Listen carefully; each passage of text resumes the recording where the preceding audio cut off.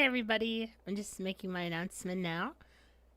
So this is, as you can see in the title, a media roundup. Basically, You can treat this as like a podcast for the most part. It's going to be me basically just like overviewing and then like lightly talking about a lot of the things that I experienced last year. Obviously, we'll have chat, so maybe people can relate and like even talk to directly about like some of these experiences as well if they share them. But for the most part, this is going to be pretty like straightforward. It's going to be just like saying everything that's happened, and I'll put on like the board like a couple stuff. But for the most part, we'll just be like basically spitballing it. We're gonna just be talking. They're not gonna be big overviews and like not big reviews. No massive analytical stuff. I have like reviews and a few thoughts here and there and videos about some of the stuff that I will be like addressing today. But for the most part, it's going to be just by whatever I can kind of like muster up. And we're going to be talking about a lot of stuff. So don't imagine the most eloquent synopsis for any of these. And by all means, I'll probably review some of these things more in depth later. But yeah, this is just to talk to you guys. I'm gonna say hi right now. Hi Ketra, hi Fingers, Tord, welcome in. Hello Hug Online. Sorry, it was a little late today. Something came up. It was health related, but we are totally good now. Hope Blah Day is on here. Oh, you would wish that, wouldn't you? Welcome in, Aquarius. Hi, Bow. Hello, Based Hugz Online. Very ready for an important stream. Very important, I mean, like, it'll be really fun. I mean, like, I don't know if I'm even going to be able to get to everything. And honestly, I don't think I should. There is just so many things to comment on. And there's not like really everything I can say about every single experience that like is that like important to talk about. But I would like to, definitely address most things. And honestly, guys, if you have any questions at all in regards to some of the stuff I talk about, that is super cool too. But yeah, mostly podcasting today. It's going to be just like, I like this thing, and this is why, or I didn't like this thing. Here's why. This is just a checklist. You guys follow me. If there's something I'm like actually just failing to forget about, that it happens. But yeah, that's okay. That's why I'm streaming it. Hola, Madame Online. The hug. You guys are all like saying this in your own like letter. You have a part of your email that's all different. Talking on the Hug stream, I know. Weird. There's gonna be some people, by the way, who are watching me for the first time, probably with this, because these tend to do well enough, or people want to like just try and like, I mean, like it's in the task itself. They're going to be wanting to, broad strokes my taste or anything going on. But that's just how it is, Also, if someone is experiencing me for the first time, I'm surprised you are. I don't know how you found this, but whatever. Yeah, so let us actually just get straight into it. There's not like too much to set up here. I literally have like a little bit of a board here. I can probably set up like the the chat part at least, because I didn't do that yet. Okay, so then I do this. So I will show this to you guys. Yeah. Because I have it on another monitor here. Just basically all my experiences. It's not very dolled up. I'll add like flowers and stuff to this little scene you're going to see right here. I'll add, little gizmos and stuff like that later.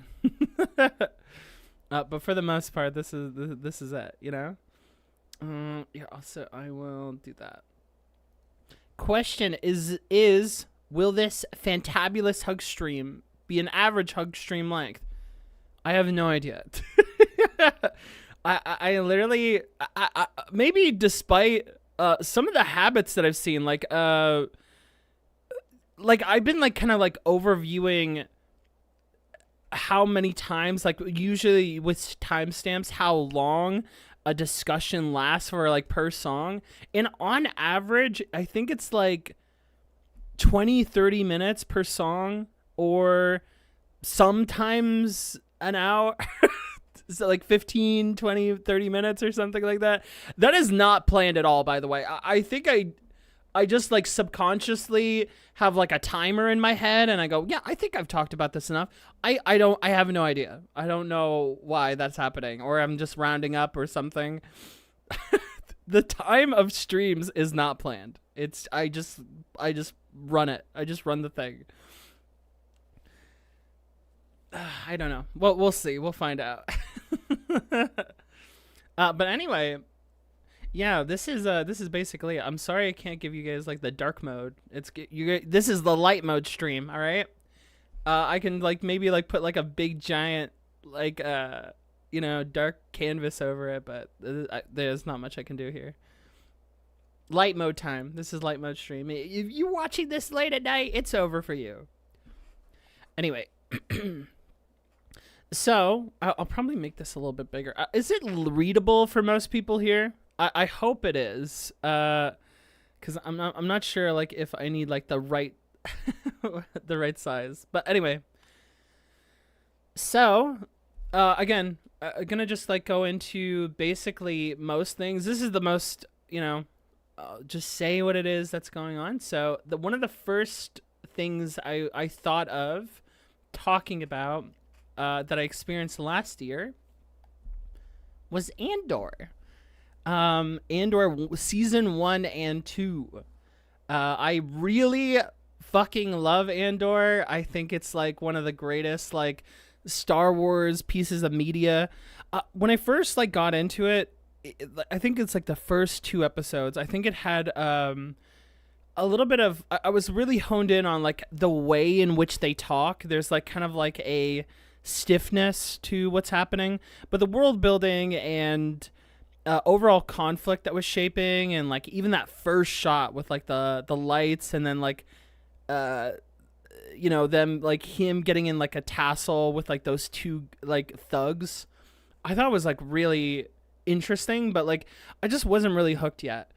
And then I got to, I think it's episode 3 or 4, and then like once we got to like the manifesto guy, and we went a little further into episode 6, I really loved it. I was super blown away by it. I think like episode 6 was like the first time I was ever like, this is the coolest thing in Star Wars I could possibly think of. And it just like got better and better. Individual episodes to this day for season 1 invade my mind. They ideologically align a lot with me.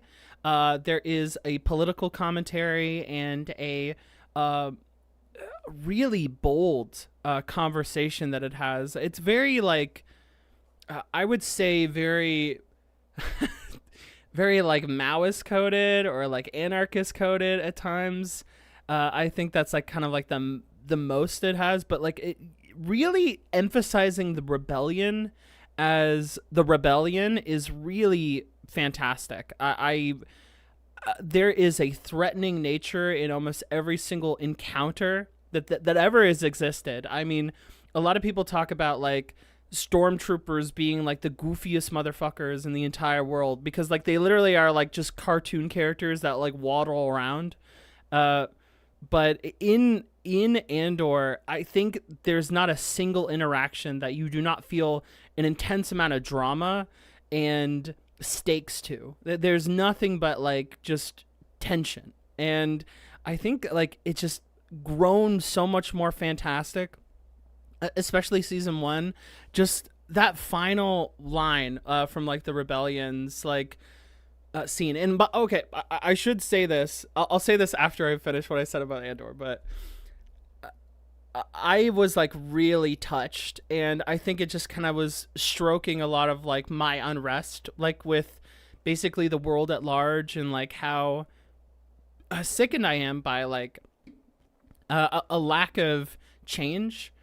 So I was just it was very reaffirming in areas, and also just enlightening, and really good to contrast with my own sense of like how I appeal to these like some of these thoughts, but I also like it's different.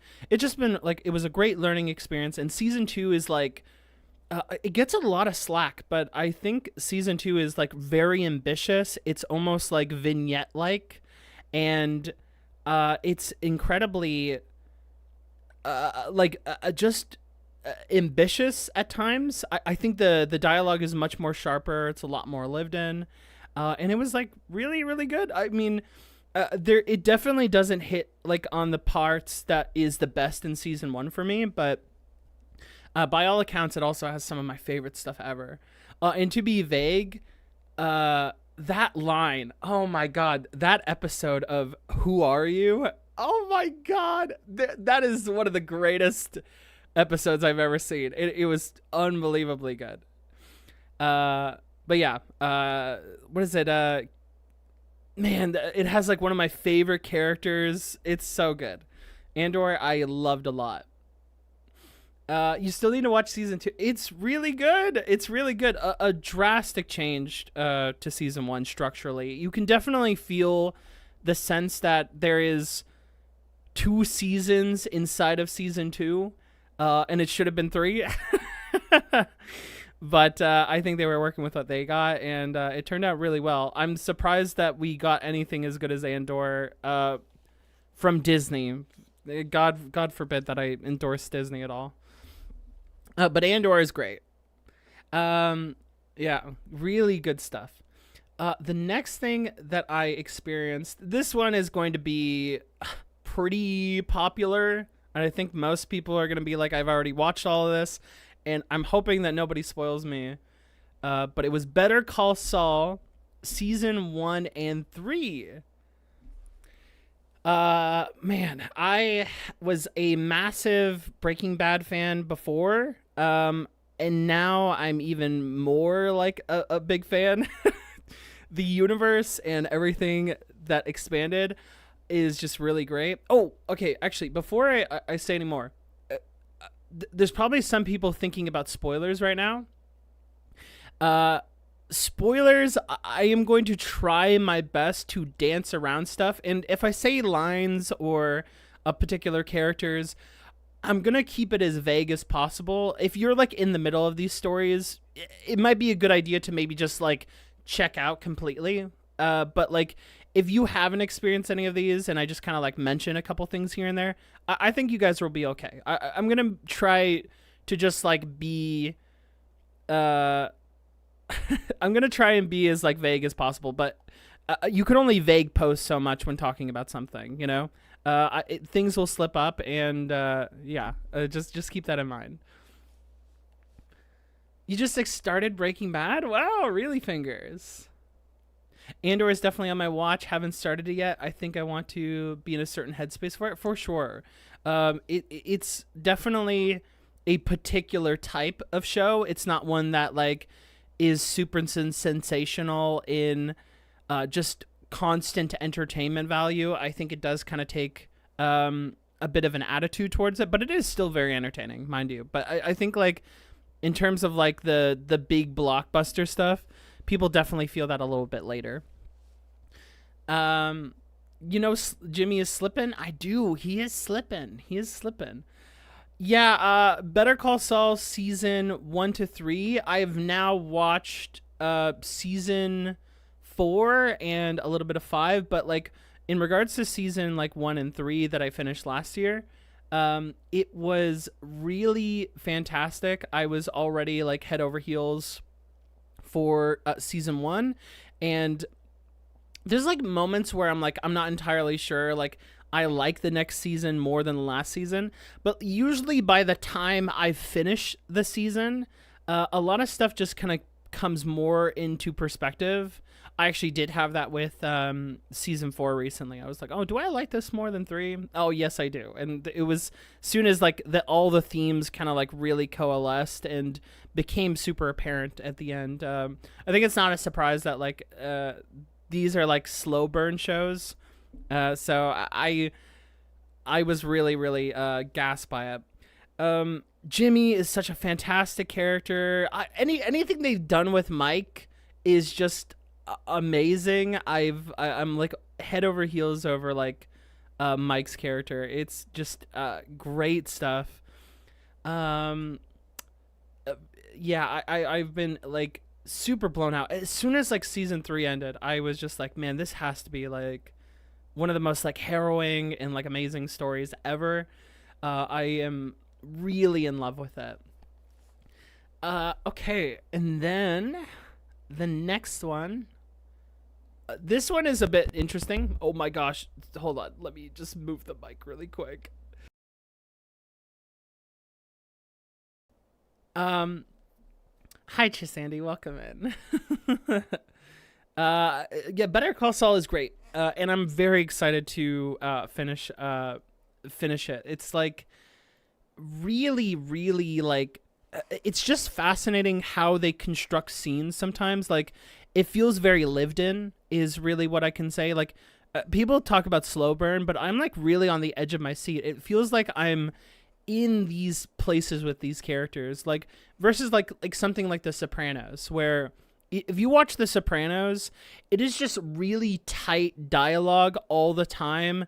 It's incredibly toxic all the time, and like there's just shit happening every single second, and you're always making concessions that these are kind of horrible characters. I think The Sopranos is just like really sharp, but like there's like scenes that are just dedicated to going and getting a meal and then like walking over and then like opening the door and then like making sure that their keys are locked. It's like, like those scenes in like, like Chainsaw Man or even just Slice of Life where they just like dicing like food and stuff like that, and you're just like watching it. Think of that as like a lot of Better Call Saul, where it's just you are just having moments of atmosphere with these characters, and it's just like interesting because I definitely realized that I might prefer dialogue and pacing in other stories more, but I also like exceedingly love like the style that like Better Call Saul and Breaking Bad goes for in terms of its like its pacing, and yeah, it's just really great stuff. There's a lot of other aspects too visually that is taking a big leap this time, and I really like that. So yeah, Better Call Saul, to no one's surprise, is fantastic, and since again recording, I am very excited for more. Okay, so I'm gonna add this other one. I also experienced right here, Undertale and Deltarune. What do you say about Undertale and Deltarune? So, Undertale was a re-experience. Deltarune was a re-experience of chapters 1 and 2, and then experiencing 3 and 4 for the first time. And I have to say, there's a lot of comparisons that can be made between Undertale and Deltarune. One thing I've realized is that like Undertale is just a really short story. It is very compact in terms of an adventure. I would say like Deltarune feels less like an adventure in a sense of Undertale is, where like Undertale weirdly feels more epic in terms of just like set locations. It always feels like you're going to one location and the next. Well, like Deltarune is like much more concerned about themes and like being stuck in those themes for at least a majority of the story. And it's like until like we get to like episode 4, because like 4 is just like, oh god, what is happening in 4? 4 is just like amazing. It's like incredibly chaotic. It really breaks away from that fast. But a lot of them like are kind of like set up like that, where it's just, we're in this place, we're in the digital thing now, you know? And I was really liking Deltarune, and like it obviously is elevated by the fact that like you have prior context to Undertale. There's a lot of like dramatic irony or dramatic twisting that happens because of it. And the theory crafting and just like the character work, like Chris is like such a unbelievably great subtextual character. Susie is like one of my all-time favorite characters ever. I love Rouse. I love like the cast, and I think Deltarune by far is just one of the funniest stories I've ever experienced, period. I don't think there's anybody, at least for me, funnier than I guess maybe oh gosh, Suda51. Suda51 is hilarious. You know, like anything that Suda writes is just unbelievably comedic and stupid. But I think like Toby Fox is just the funniest fucking like video game developer of all time. Just perfectly tailored to my sensibilities. So yeah, man, I was just blown away by Deltarune. It is fantastic. I got spoiled on Deltarune, on Undertale. Sorry. Yeah, sorry about that. Didn't mean to spoil people on Undertale. Although I say that, but like I was also late to the party. I first experienced like Undertale maybe like 2-3 years ago or something like that. Yeah, it's a little bit difficult. The next was also let's see. It is Final Fantasy Ivalice Chronicles. I really enjoyed the Ivalice Chronicles game. I'm sure that a lot of people haven't even experienced this, but Tactics is very surprisingly like. Sorry, let me add the Tactics part. Tactics sounds like it's just like a B-side game. It sounds like shovelware for like a alternative genre thing. Like everybody knows what it's like to not be like a Mario Kart, like a failed like a change. But I think Tactics was very surprisingly poetic, incredibly strong prose, and kind of viciously accurate portrayals of like people's forms of justice and like their very like honed in willpower towards what it is that they're fighting for. The sentimentality that exists is just really, really like felt, and the voice acting is phenomenal. If like you don't know, there's voice acting in Final Fantasy Tactics, and it's the same studio that did Final Fantasy 14, where Heaven's Ward and Onward, not ARR, which is not good. But that stuff was like, oh my god, like the voice acting in Tactics is, I can't believe it. Tactics is one of like the best voice acted games I've ever heard. It's unbelievably good. It's crazy how good it is. We even got freaking Ben Starr on it, who is literally star power right now. Ben Starr is really, really great. Even the Pope played Undertale. Okay, guys, chill out. Look, the Pope may have played Undertale, but you know what? They haven't kissed a girl yet. Think about that. Okay, but yeah, Ivalice Chronicles was great. I didn't really like the ending as much.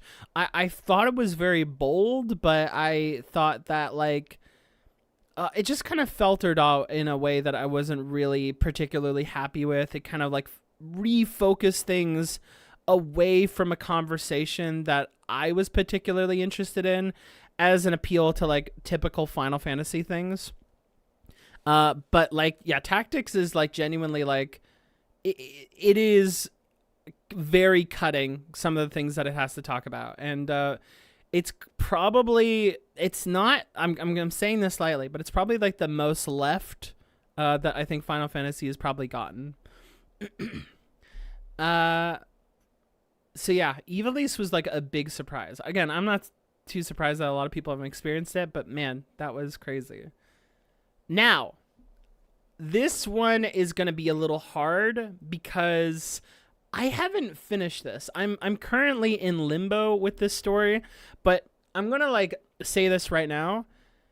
There is an episode in Black Sails. I finished season 1, and then I ended off on like, I think Black Sails season 2, episode 6, but I think it's 5 that I watched.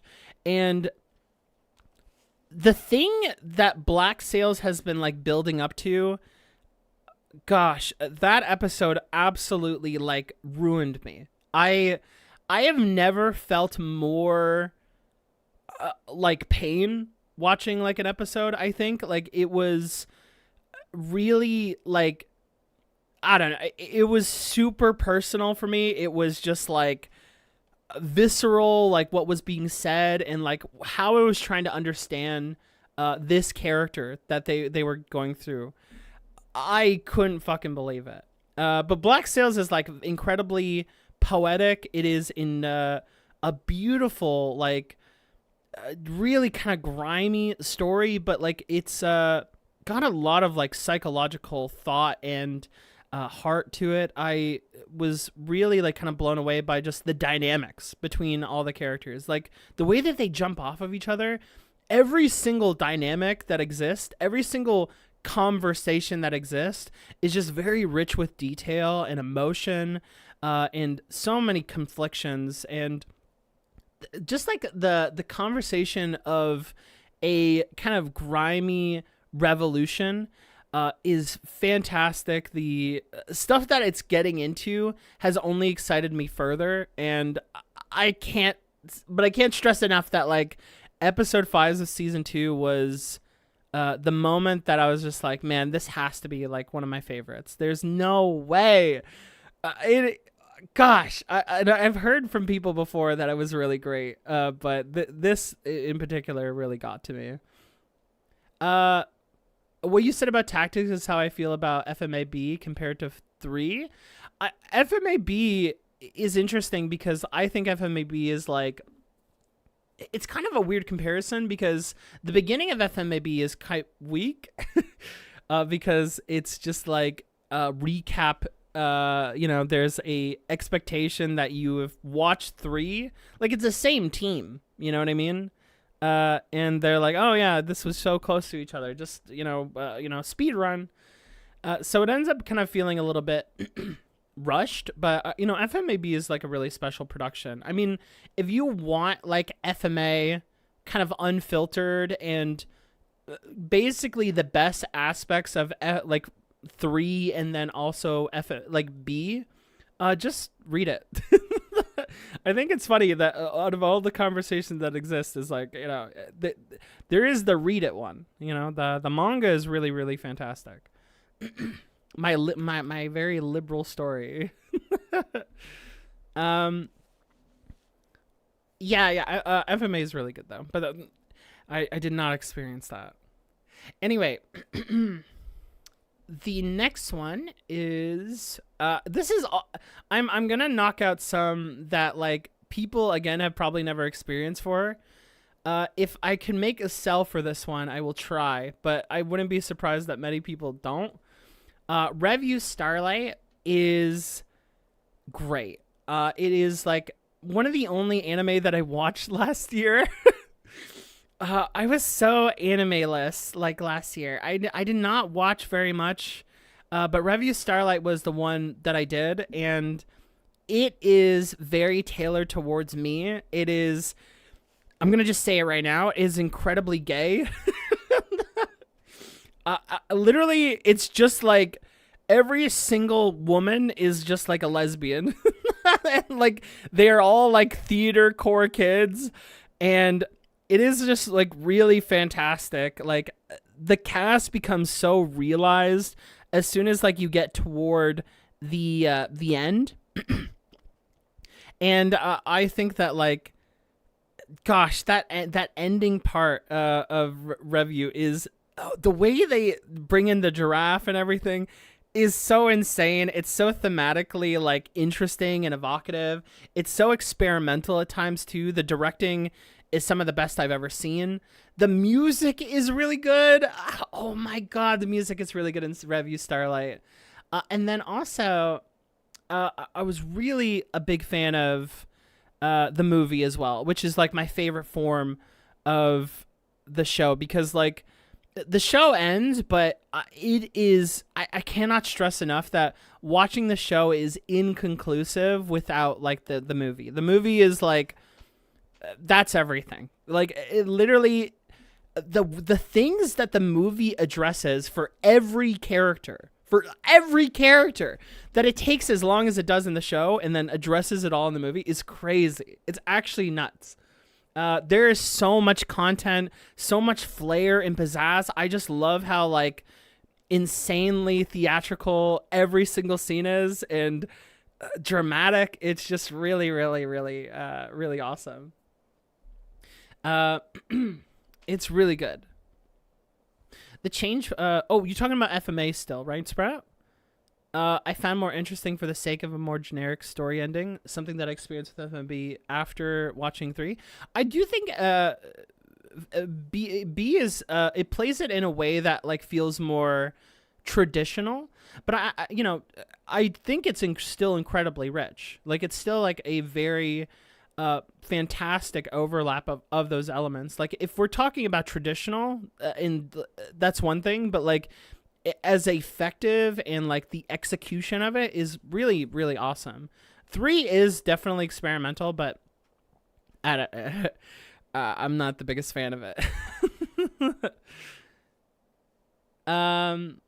Also, yeah, welcome in, King of Koalas. I'm glad you were able to make it into the stream too. Sorry, I have to like, I hope like people in chat, I know that you guys are here.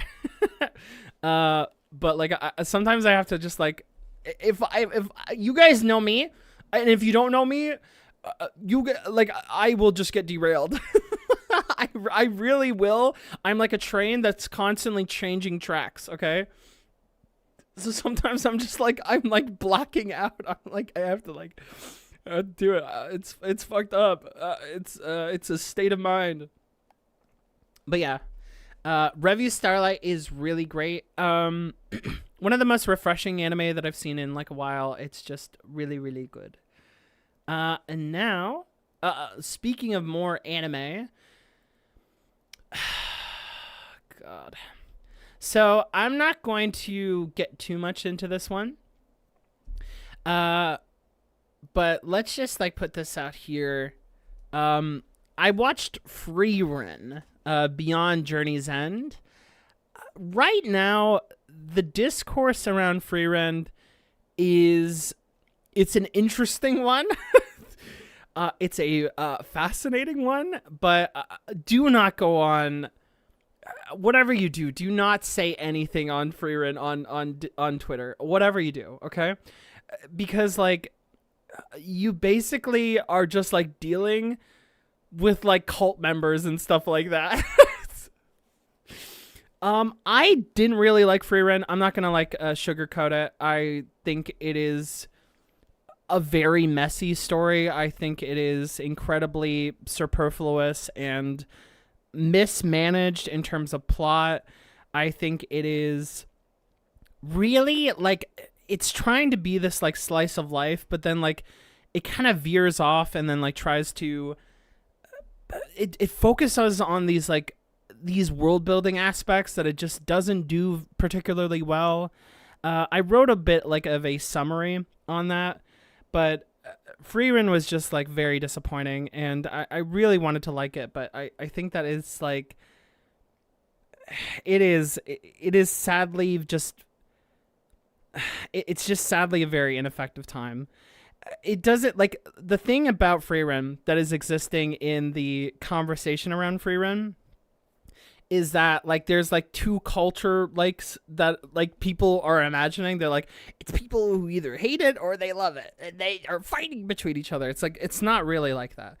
I think Freerun, when people talk about like any of like the problematic stuff, I think the only reason I believe that exists is because the story just world building wise doesn't really have a lot going on. So the most exciting thing to talk about in terms of discourse is that very element, and it's just not very good. It's just not very well thought out, and I think it's kind of just it is very surprising like where it goes. Even worse so, I read parts of the manga that are not out yet, and I don't really like what it's saying, but it's going to be hard to talk about that. And I do not want to spoil people. And I also like want to say like there's many reasons to enjoy Freerun. For me, Freerun does not do much of anything. As an anime production, it's like damn near one of the best like adaptations. It was adapted by the same people, by the same director, who did, Bocchi the Rock. And you guys, okay, look, you guys know how I feel about Bocchi. I love Bocchi. I think Freerun is fantastic as an adaptation. I think it looks stellar and amazing, and the music is sweeping enough. I think there's just so many things like giffables and little moments that are just so entertaining about Freerun.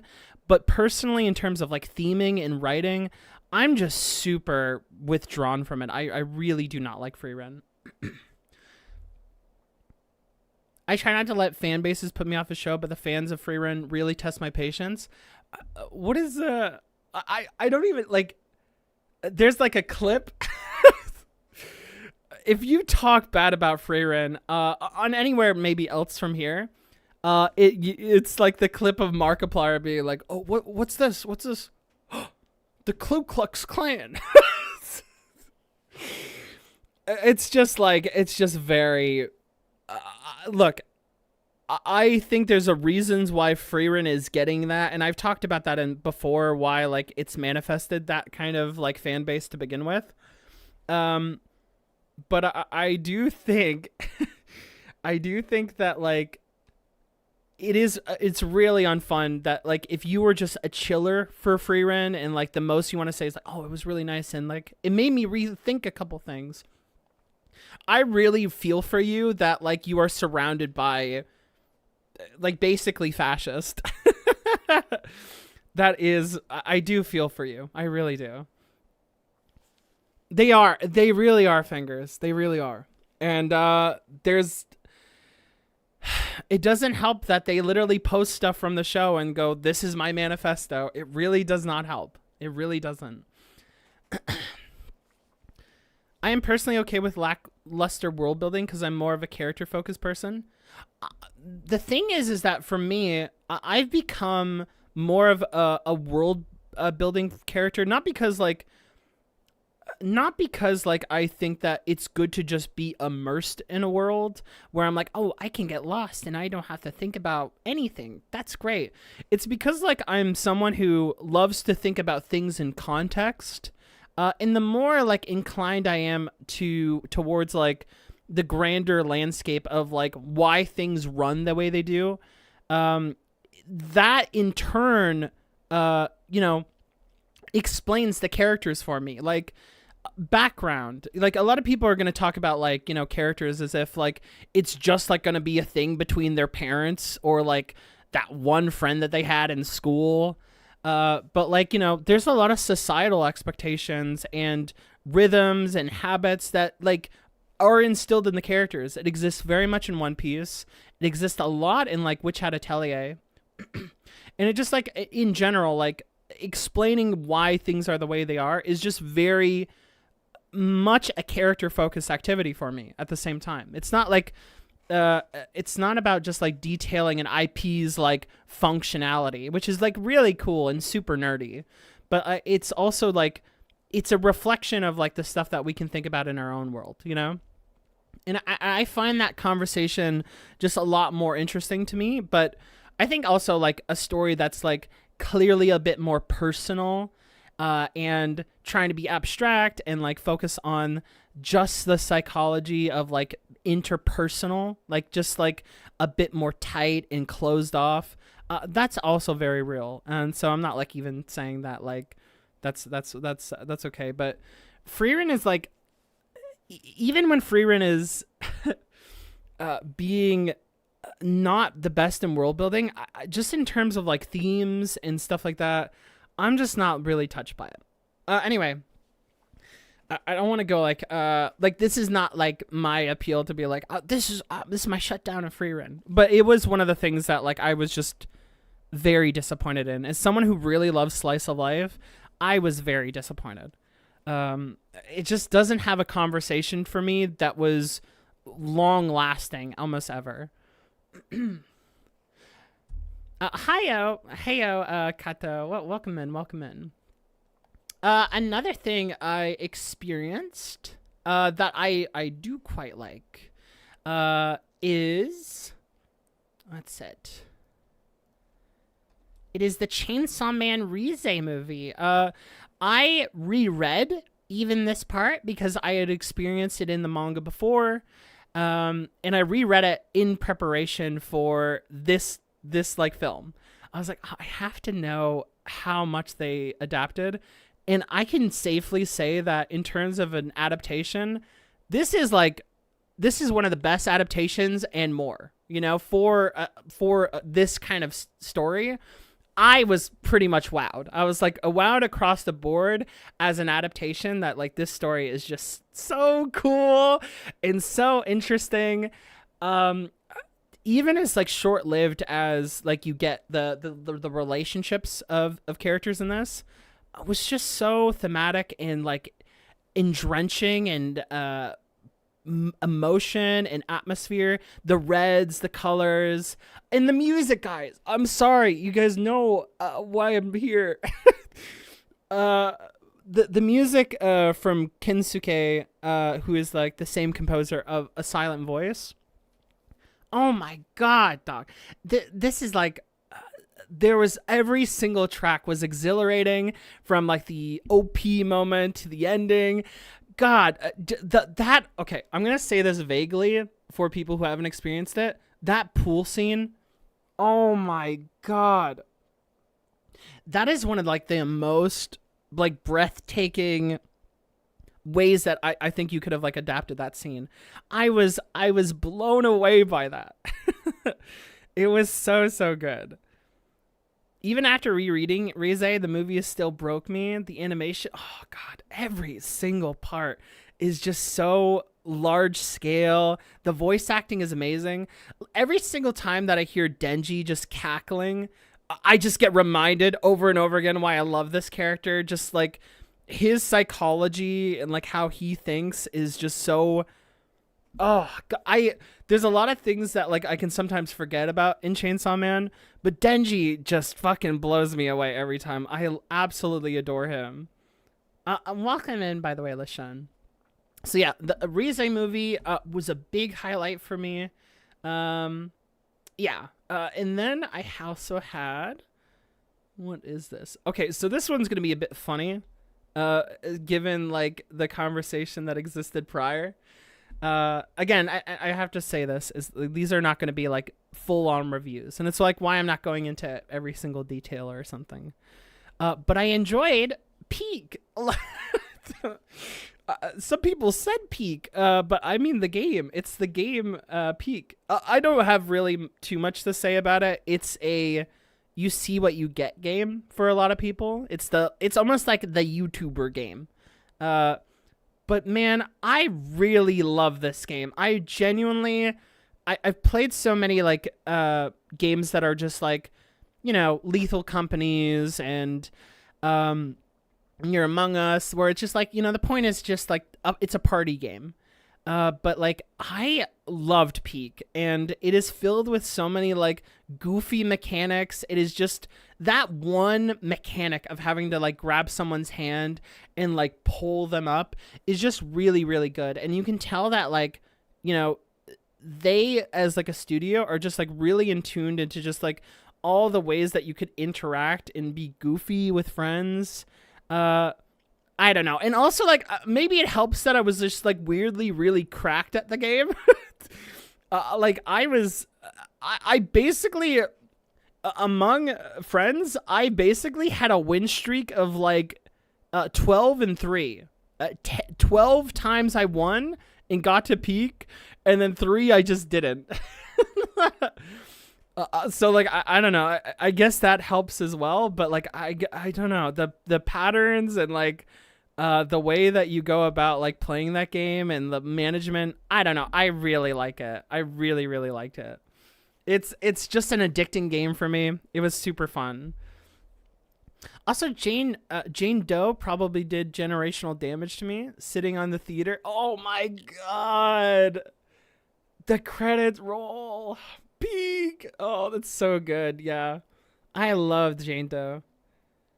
We listened to it first on stream before I even watched it, but it was even better listening to it in context. There's like a couple things maybe in Chainsaw where like not everything was like adapted exactly the way that I think it's paced in like the manga, but like whenever it comes to adaptations, pacing is always going to be something that is not universal, and it's not going to be felt the same, but I really like the way it's paced in the anime. Yes, Hikaru, Utada. Oh my god, Utada, they are so cool. They are awesome. 9-binary fucking Peak. Oh my god. Really, really cool.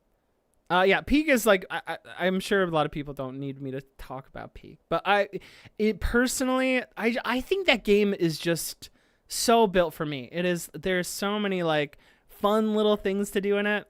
Oh, it's great. Okay, so I'm gonna add this in because I know a lot of music people are here, and I want to like kind of tap on it. This was Jamie Page, Constant Companions. I think like this is great. I mean, like I watched it. No, sorry, I listened to it. Sorry, I've been talking way too much about movies and shows. We listened to this on stream together.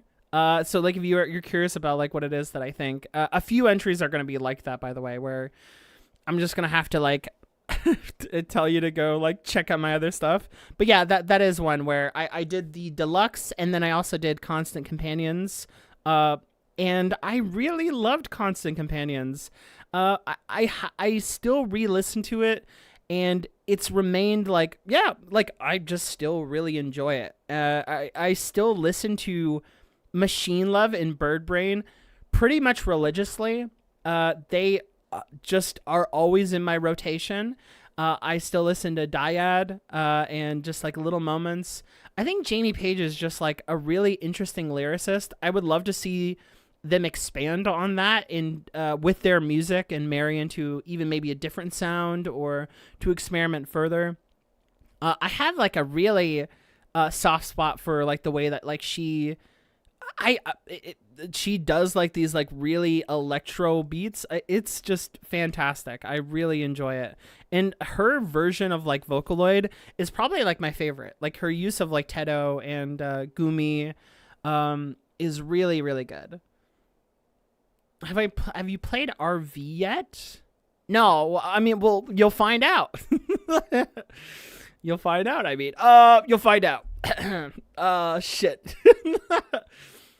So yeah, I really enjoyed Constant Companions. That was a very good time.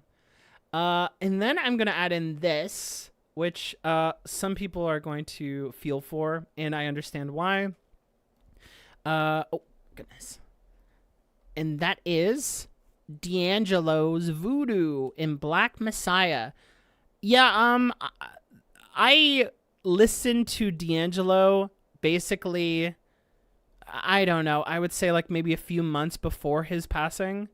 And I was just very like, it hit a little bit closer, not like for me that like I knew this artist for a long time. I didn't have like this long lasting memory or anything like that, but I was very much like sad that I was like, wow, like, because in my mind when I listened to Black Messiah, it very much felt like, you know, D'Angelo was ready to do something very new. Like he was basically playing on the whole like sex icon thing that he was doing before, but then like kind of repurposing it into something of like a sad lament on that, and this like appeal to like wanting to be politically evocative, but into like cling on to something, but still feeling like ineffective and like dancing alone in your room.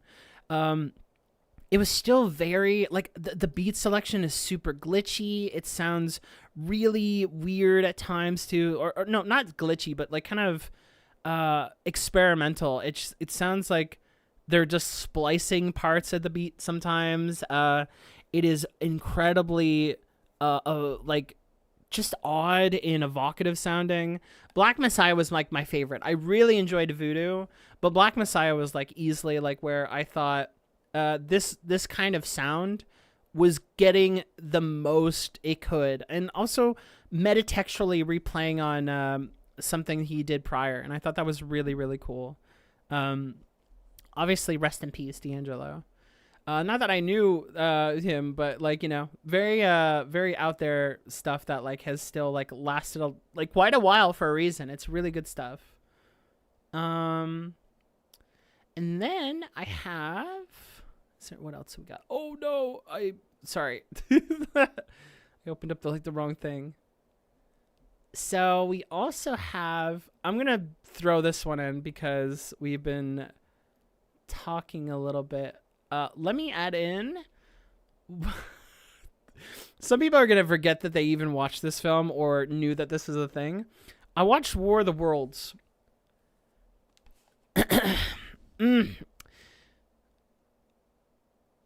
So yeah, I watched that.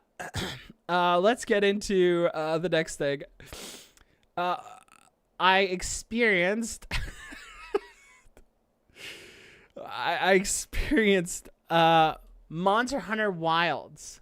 This game was awesome. It was a little rough in like its early stage. It was kind of just like low performance. Like there's like plenty of like streamers that you can see like were trying to like showcase the game and like be like, oh, I love Monster Hunter, and then like it just was screwed, right? So yeah, that existed for a long time. I literally think like in the last month it's basically been fixed. They like reduced the file size and everything. Like it was like insane. It was just, this game just didn't run very right. And also the game was very easy. The story was actually the most interesting that like Monster Hunter has gotten, aside from maybe For You just being like a really fun romp story that like didn't really have too much stakes at all.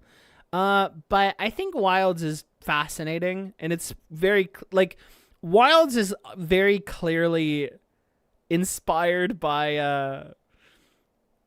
like Final Fantasy 14. Like it has like the most Final Fantasy 14 dialogue. It's got all like the UI and everything too. Like why is Monster Hunter Wilds like not a like an MMO? It clearly wants to be an MMO.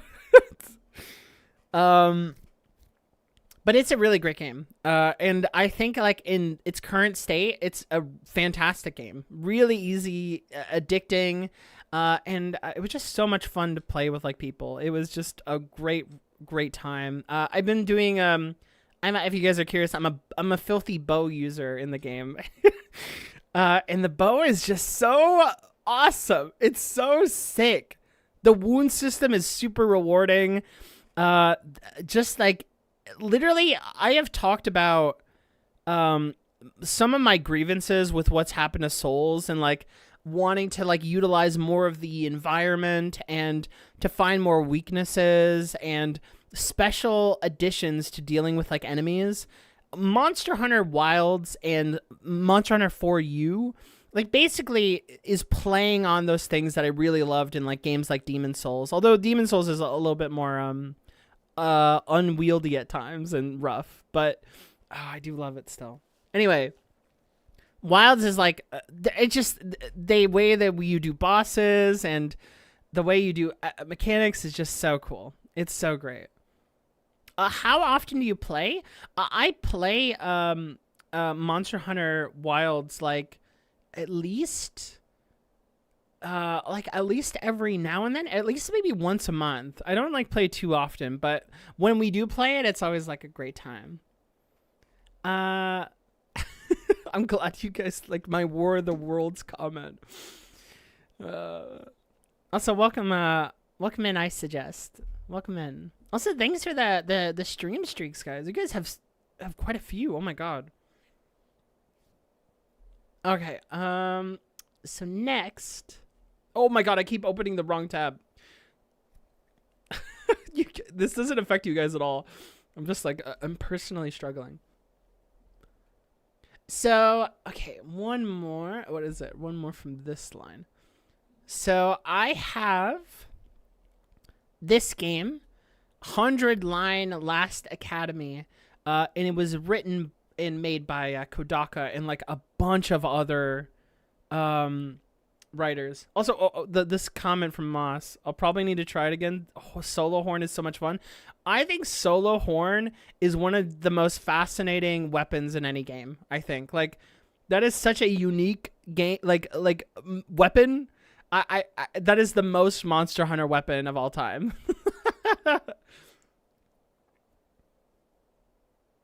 Oh my god! Welcome in, Alfari. Welcome in. Also, good afternoon. Welcome in. Welcome in.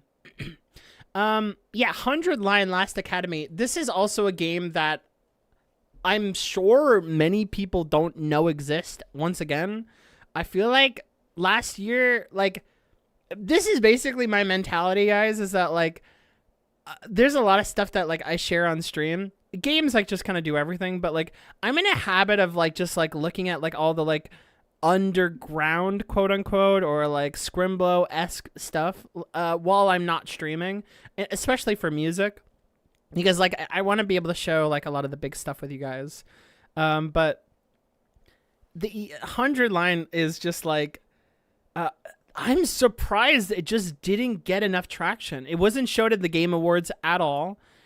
This game is like 230 something hours long. It has literally they've spoiled this. So I'm just gonna say it to you guys. It's like it's a part of the marketing campaign. Is that it's 100-line because there's 100 endings. There's literally 100 of them, and they are all distinct. They were all written by different writers, and the game is just massive. I don't know how the fuck they made this game. They apparently almost went bankrupt. I think like towards October, they said that they were fine again. Like they're like, oh, you know what? We actually are in the positives. Whew, just made it. But it is like insanely long. It's like a visual novel mixing in like turn-based tactic combat. There's a weird board mini game here and there. That's just like, it happens. It's a part of like the free time that you do. This game is just unreal. It's unreal. It has one of the greatest like plays on mystery fantasy, like not fantasy, but just like mystery in general. This like mystery fiction that just every single time Kodaka writes a mystery, I am constantly like, oh, I know exactly what it is. No, I don't. Yes, I do. No, I don't. Every fucking time. There's literally no writer that I think does the mystery better than Kodaka. Uh, Genuinely, I think people underplay him because a lot of the weird quirks that he can add into his characters, like sometimes he just has characters, and especially for a game this long, we'll just have them just say really fucking absurd shit between each other. It kind of works over time, and you kind of realize why it does. But it also just gets very stale. Just listening to someone say like something cracked, like yeah, their titties are you're gonna blow them, aren't you? And it's like, what? No, I would never do that. Like, just say the most random fucking shit ever. But like, it also like very much works into characterization and their defense mechanisms, and like there's genuinely just like a lot of depth. There's a lot of like thought put into like Kodaka's like stuff here. This is easily his most ambitious game without a doubt, and it's probably his best game. And if you're unfamiliar with Kodaka, he is responsible for your Danganronpa games. This game's just kind of unreal. I think it is kind of criminally underseen by the gaming world. I'm not too surprised, but man, wild fucking game. There didn't need to seem that much promotion for a game that big. Insane. There really wasn't like a lot like of talk about it, despite how much is in the game. He's good. He's so good at mixing in predictable twists with unpredictable shit. Yeah, and also as a person who grew up on Danganronpa, where, man, I don't even know. Like, as someone who liked Danganronpa before, the way that Kodaka actively makes you go, "Oh, you're a Danganronpa fan, huh?" I'm fucking with your head. It's crazy. It's actually unreal. Yeah, this is easily Kodaka's best game. There's no doubt about it in my mind. Not even close. Gosh, weird game. But like, again, not a single Game Award conversation at all, which I only say that not as like an expectation from the Game Awards, because I think that they are scummy, and Silk Song was barely acknowledged. It's kind of crazy. But they're a big giant corporate thing. I at least would have liked it talked about, and it really was not. The 2v2, oh yeah, 2x2, that is also gonna be really cool. Oh, really? You've been playing Danganronpa for the last 2 months? So this sounds great. Yeah. If you're playing Danganronpa, finish V3, which V3 is the best out of all the Danganronpa games. And then 100 Line is... Maybe take a break, because I do promise you it's a long game. It's a really long game. So yeah. Just be prepared for that. Also, the composer is the same from other Danganronpa games. I believe it's gosh, what is their name? I literally say out their name all the time now. But yeah, it's the same composer of Danganronpa. Same composer for Silver Case. They are really fantastic. I'm not overly in love with them on 100 Line, actually. I think in terms of music, I think Danganronpa is a lot better. But there's at least a couple times the music in 100 Line is just so sick. Oh my gosh. Anyway, yeah. I had to give the most endorsement to 100 Line because I don't think many people will. So yeah, 100 Line. Great game. I hope you guys play that. It's a big one. Okay, wait 1 second. So another big game. I'm just gonna say it right now. I'm just gonna say this and be as fair as I possibly can. I need to kind of re-experience this game, or just kind of accept where I am, because the game is just too big. But I experienced Metaphor ReFantazio, and I really liked it. I really liked the game. I think over time it has soured a lot for me, especially in terms of some of its world building. Like, there is genuinely a lot of landscapes and set pieces that definitely adds to the scale of the world in a really great way. The traveling and even just like certain character dynamics is really good. Any of like the core confidant conversations is mostly really good. Some are fantastic, and I would say, at least for me, Metaphor ReFantazio is my favorite version of an Atlas game so far. I've like since soured a lot on like kind of like Persona 5. But like I obviously like Persona 5 music's way more. But Metaphor ReFantazio is really, really cool. I wish I loved it more. I just think like it gets really redundant at times. It also gets just weirdly paced at times, and just the kind of messaging that comes across at moments feels strange or incomplete, despite how ambitious it's trying to talk about, or the severity of the conversation they're trying to have. But Metaphor ReFantazio is a really cool game if you are someone who has enjoyed Atlas games before.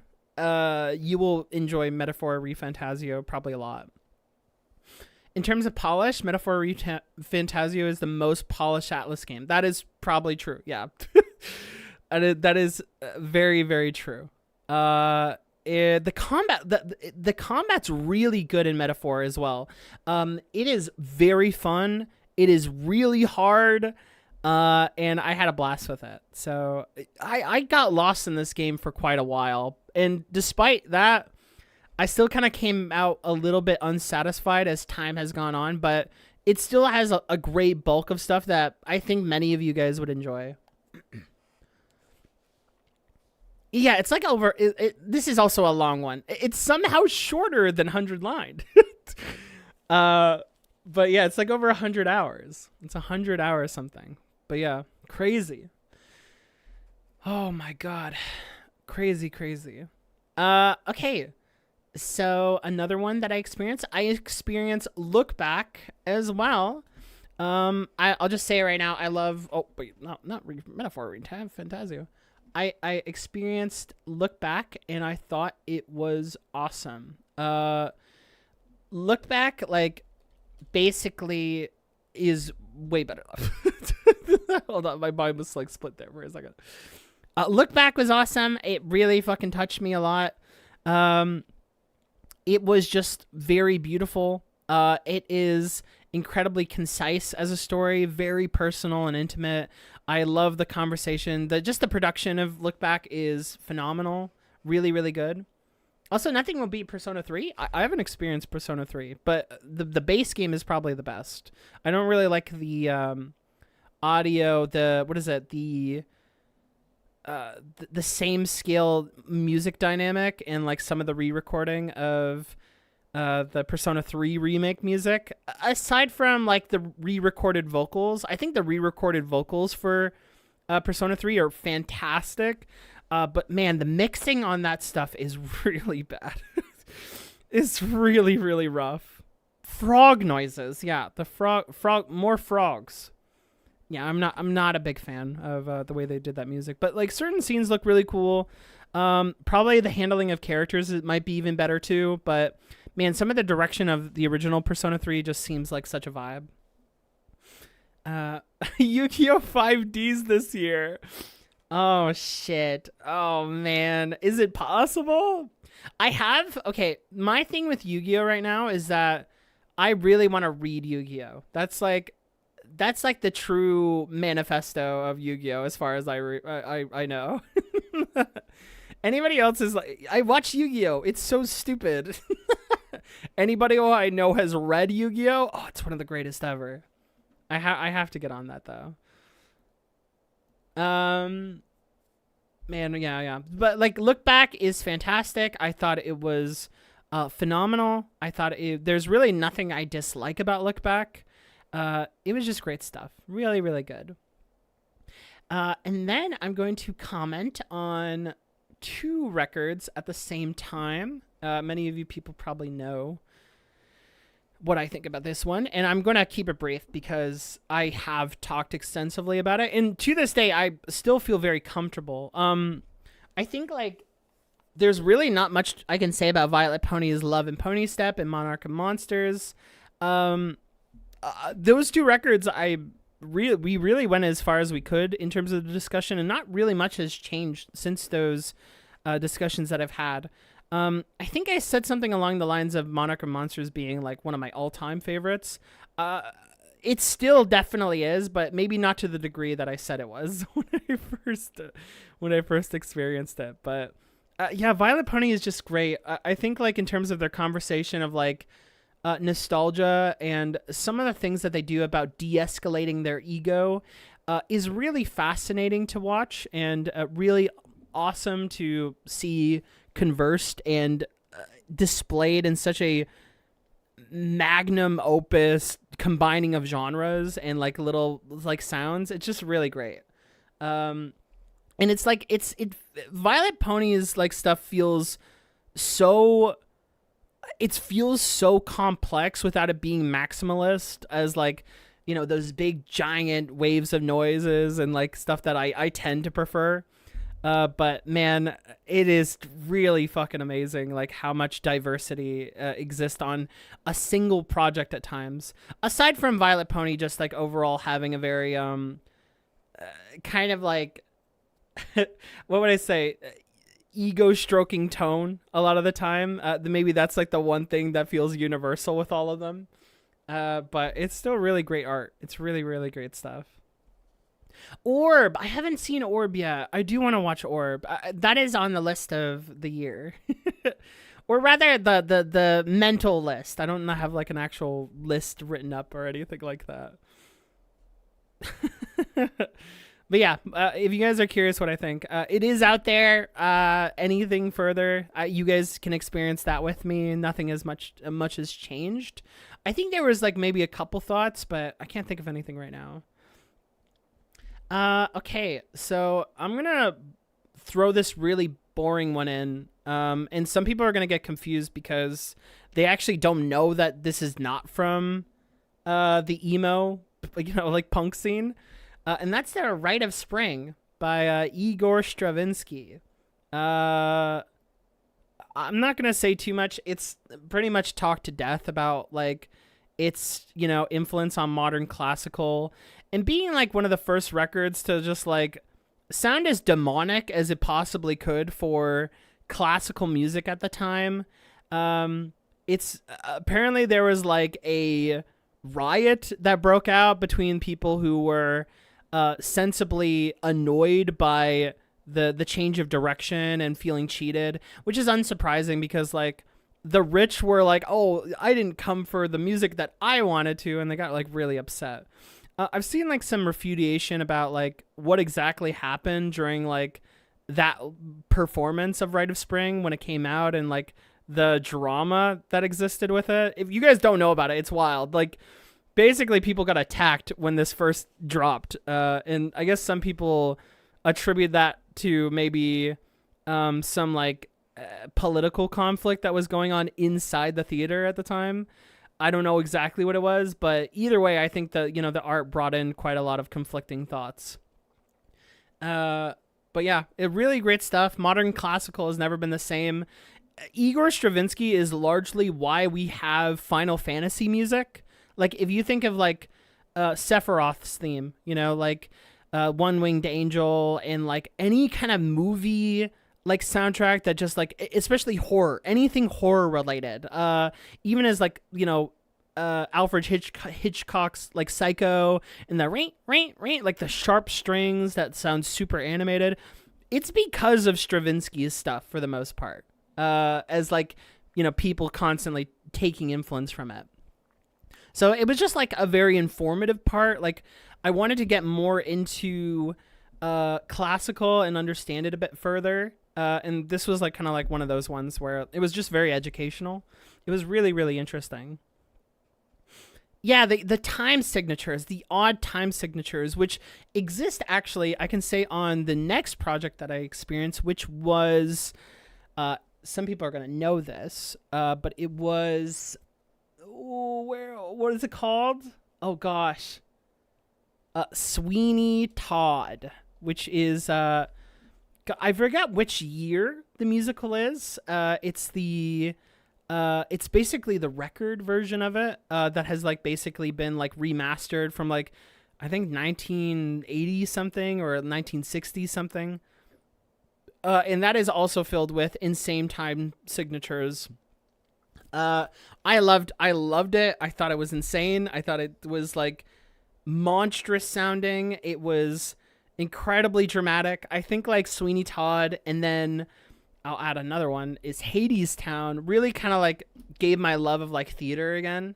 I was just like, man, fuck yeah. You know, like I was such a theater kid growing up. If it isn't incredibly obvious in the way that I talk, like if it isn't obvious in the weird shit that I do, that I was such a big theater kid, and so like I kind of distanced myself from that, and then like kind of like found myself being re-endeared to it once again once I got into like Sweeney Todd and Hades Town. That was like a big thing for me.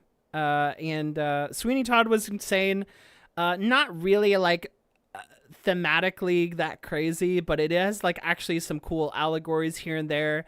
Some stuff that like would even show up in games such as like Dead Rising, you know, I believe the first one, and just like that whole, you know, hunger and like, you know, poor and like the reactionaries and stuff like that. It's really, really, really fascinating as like a place, this like little miasma place. It's really awesome.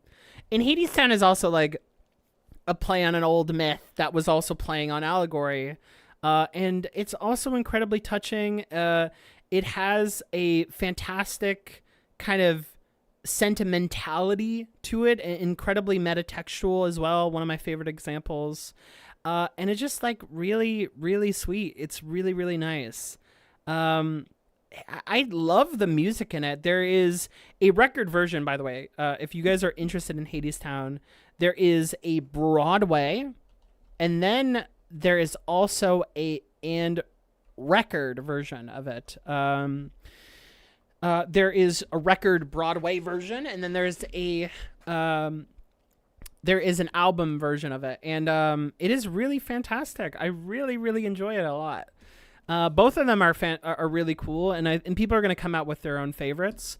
The record was basically the completed version of Hadestown, and then like that got picked up as a record, and then they repurposed the record into then a Broadway show again that they could actually go forth with, and like that was the complete vision. So interesting kind of like progression, but I think the Broadway album version is like my personal favorite, even though the other record is fantastic as well. Have I watched Wicked yet? No. But I can say, I can just kind of get the musicals out of the way. This is my musical chat. I also experienced Epic the Musical. I didn't like it. I'll just be honest. I didn't like it. I really, really, really, really didn't like it. I'm going to just kind of come off cruel because like I'm just being negative about it, but like there's barely anything I enjoy about in this like production. I think there's definitely like a lot of passion behind the project. I don't think that there is people not having fun while making it, and I think that is completely legitimate and really cool, but thematically, character writing wise, playing on that old you killed my sheep. You can't say that shit. You can't say that shit. It's an instant laugh button. You can't fucking say that. It's just like incredibly fucking disappointing. It was just like I listened to it because there was someone that I knew who was really, really like, oh, I'm a Disney kid and I love this stuff, and I'm like, wow, really? I'll give it a check out. I love doing that. And then I just was not feeling it. I was not feeling it. It feels very much inspired by a lot of old Disney without like really thoughtful musical production. It's also like lyrically, it's like pretty much par for par. But like production wise, musically is really, really rough. It sounds like the main, singer is just like kind of fumbling through it. Their range is not that great. They're hardly in character, I would say. And then there's also like just all the other actors too. I think like most of the ladies that exist on the production, they sound fantastic. Most like girlies sound really good on it. But yeah, I was not feeling it. I was not feeling it at all. It was incredibly disappointing. Wicked I will get to, but yeah, this one's really popular with kids. The animations that people make for them is very much like I'm very much like endeared, and I get awed and I get wholesomed by people just being inspired and like wanting to make something like that. And obviously the production has, clearly connected with a lot of people for a reason. But for me, I was just very much turned off by pretty much everything. So yeah. You killed my sheep. Just some of that acting, man, is just... It's hard, man. Some of that acting is just not very good at all. The writing is just not very good. Oh, wow. There's just too much to address with that one. Okay, so the next one is... this one's going to be kicked. I don't know how to say this name, but it was Kiranji. They are like a song collaborator for We Love Katamari. They have like that one song in there. And I really enjoyed it a lot. It just in terms of like that pop appeal, that just like little like, I don't even know, Shibuya K, I think you could call it. It was just really good. It was really, really like lovely. It sounds beautiful almost all the time. Karen G 3 is the record. Yes, the record is called 3.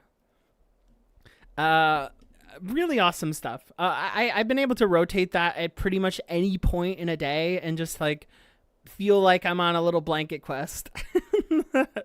It is very, very nice. Yeah, they were in that. That's how I discovered them, was because I was curious about artists that popped up in Katamari.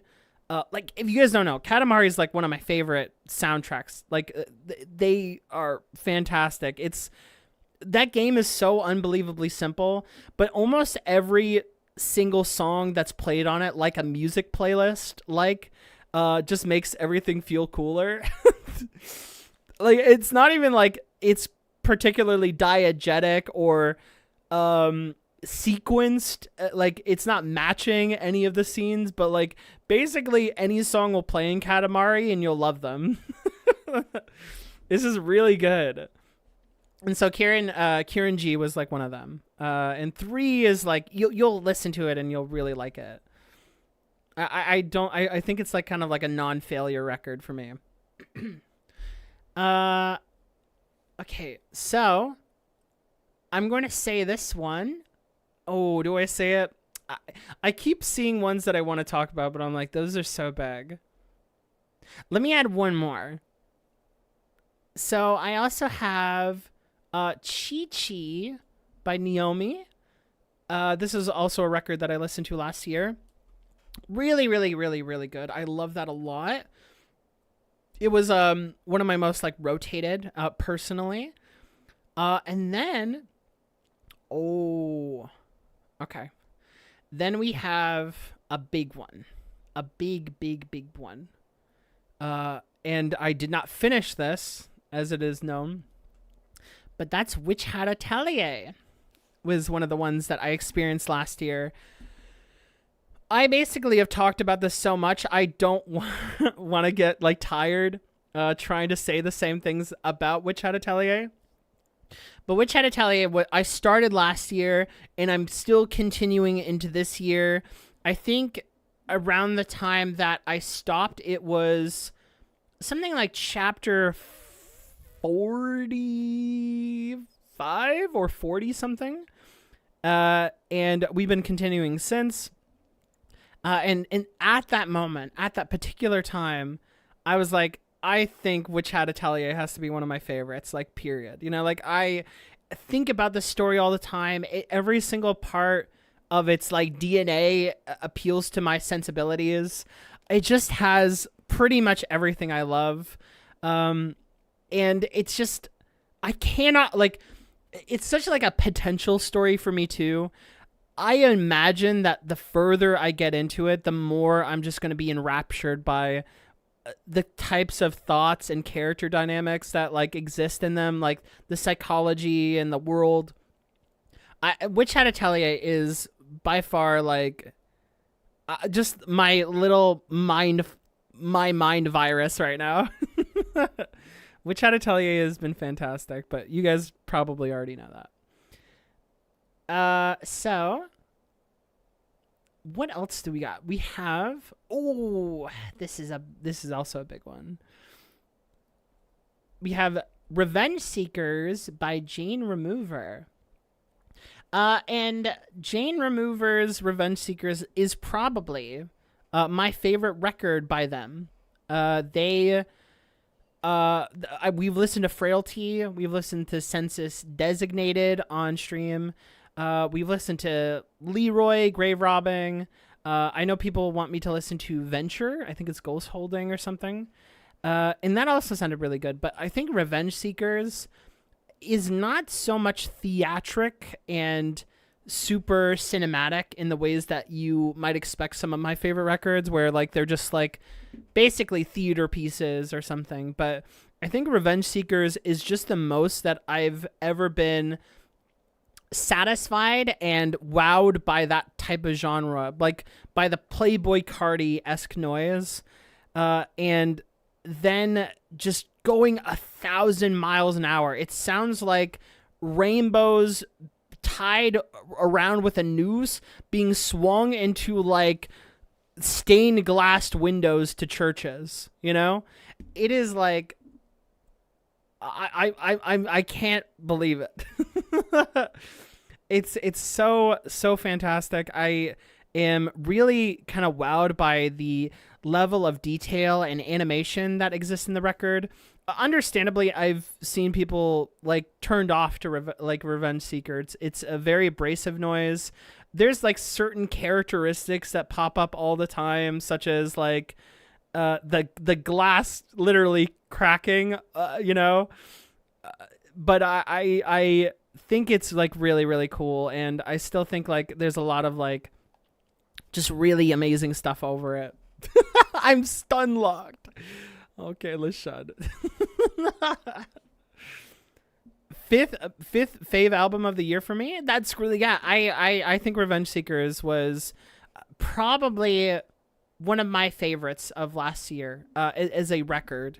It probably is my favorite, but I only say that because I'm, like, thinking about it a lot right now. It's just been invading my brain all the time. I get so excited. I'm like on the edge of my seat all the time, wanting to show people it who've never heard of Jane Remover. It's just bananas. It's bananas, and I love it. I love bananas. What is it? So yeah, Revenge Seekers, you guys have seen what I had to say about it. I honestly wish I could say more. I'll say this. I've seen people say, like, oh, I don't know if I want to get into it because of some of the lyricism or something like that. And I think the lyricism is quite additive and very, very, like, gender identity coded. You know, the entire project is about, like, fighting identities. Like, they're like, the new challenger is approaching, and it's like your old self or something, and, like, dealing and trying to figure out things about yourself in regards to aliases online and all sorts of, like, aspects of not knowing who you are. And they're very simple at times, but, like, even something as simple as, like, you know, you can't take my drugs away from me might be so different on another record, on another hip hop adjacent record. But on this, like, hip hop adjacent record, it is, like, oh, you're not going to take my drugs away from me. You mean like HRT or any sort of like, like hormone replacement stuff. It just relates so much to me, and I just love it so much.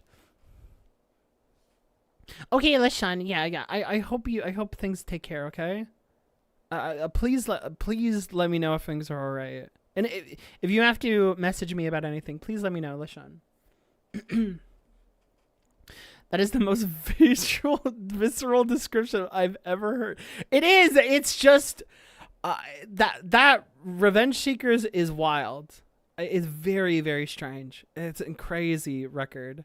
But still, just so much thought. There's so much stacking, so much maximalism. I'm sorry, like some people are going to describe it as the jingling keys record. I find it like kind of beautiful, harrowing, kind of heartbreaking at times. I think it's like it has like a lot of great emotions that you're trying to wade through in the noise, some of the incomprehensible reaching that it does is just I think a part of like the mix, is to be diluted and to be like stuck in noise, but then also finding yourself in it regardless of that. And I think that's very, very cool. So in like, even if like you're not catching all of that, man, it just goes hard. It just goes hard, man. I've never wanted to club more in my life, and I've never done that. I've never done that before. It really is just like this record just actualizes something that I've always been wanting, and it's just it, It's just it. So really, really great stuff. So then the next one that we can talk about a little briefly is Serani Poggi. Oh man, I cannot say this word. Here, I'll put it on the screen here. This has that one song, and I swear to God, I'm such like, I'm so easy to please. But like, I heard the peepa peepa, peepa peepa. I heard that with like just some random cat video, and I was just like, wait, this goes hard. Oh, this is like the most vibey shit I've ever heard in my life. And then yeah, I listened to one Room Survival. And it was just really like amazing bossa nova, really nice. Like, I think it's Shibuya, or it's like at least something pop related in like Japan. And it's just super sweet and like kind of funky at times too. It's just really, really, really lovely. The type of vocal inflections is super cute, or, man, it just comfy. It's like comfy, but just kind of dancey. I really, really like it a lot. Good stuff. Very good stuff. And then there is... Ooh, this one's really interesting. So this is Undone by The Roots. And then also Game Theory, not MatPat. Okay. It was these two records that I listened to because I wanted to actually like give The Roots more of a fair shot, because I really love the one record, Things Fall Apart, but I didn't really try them out before, and Game Theory was really cool.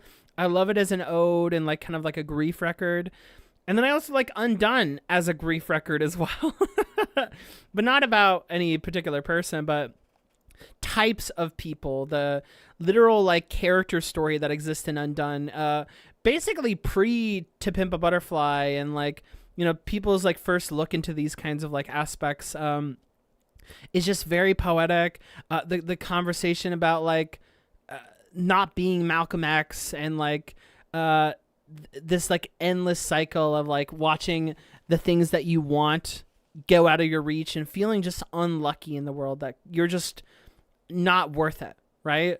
And it's just like very harrowing. It's very sad, but it's also just beautiful. It has like Sufjan Stevens with like some of those string sections, especially towards the end. Undone, I think, is like probably the one Roots record that speaks to me the most in terms of like a arch or a thought process for writing a story, and especially the band quality as well.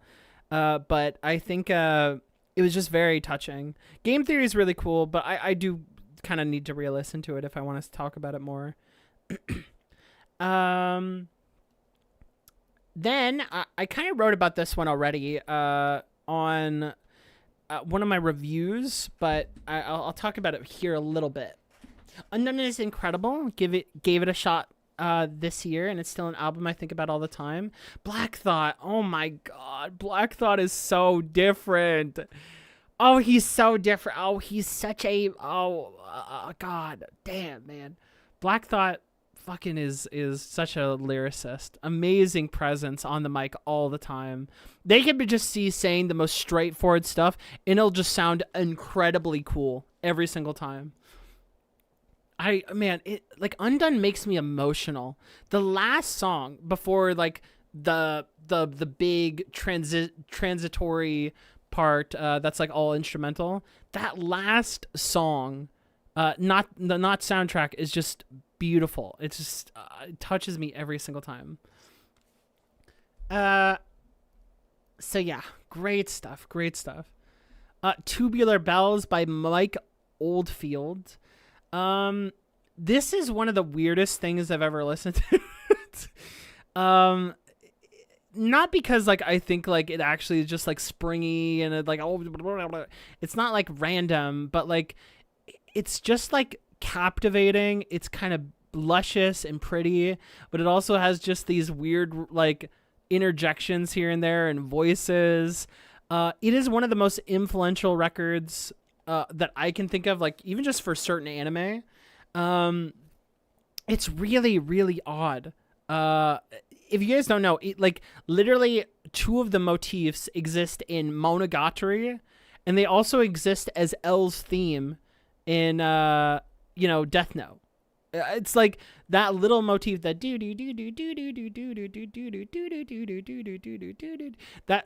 that's just like a Tubular Bells thing. That is just like they keep repurposing all the time.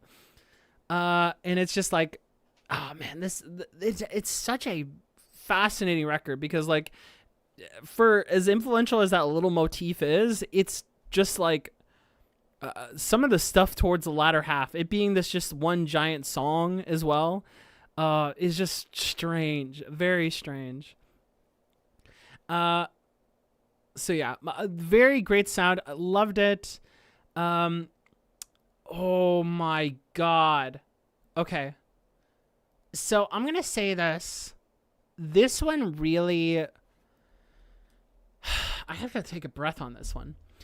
This record is, I think it's Divorce, like My Shaved Head, something like that. It's by Jordan Mason in the Horse Museum. And I don't know. Like, there's a lot of records that, like, are very beautiful. The way that I would describe this record is that it kind of sounds like a more stripped back, or rather like a more less noise rock version of In the Airplane Over the Sea. Yeah, Divorce Lawyers, I Shaved My Head. That's what it's called. But I'm just going to call it Divorce for now. But that is the name, yeah. It's basically like that Neutral Milk Hotel record, but it's just so much more my kind of poetics, and it's my kind of like esotericness and weirdness.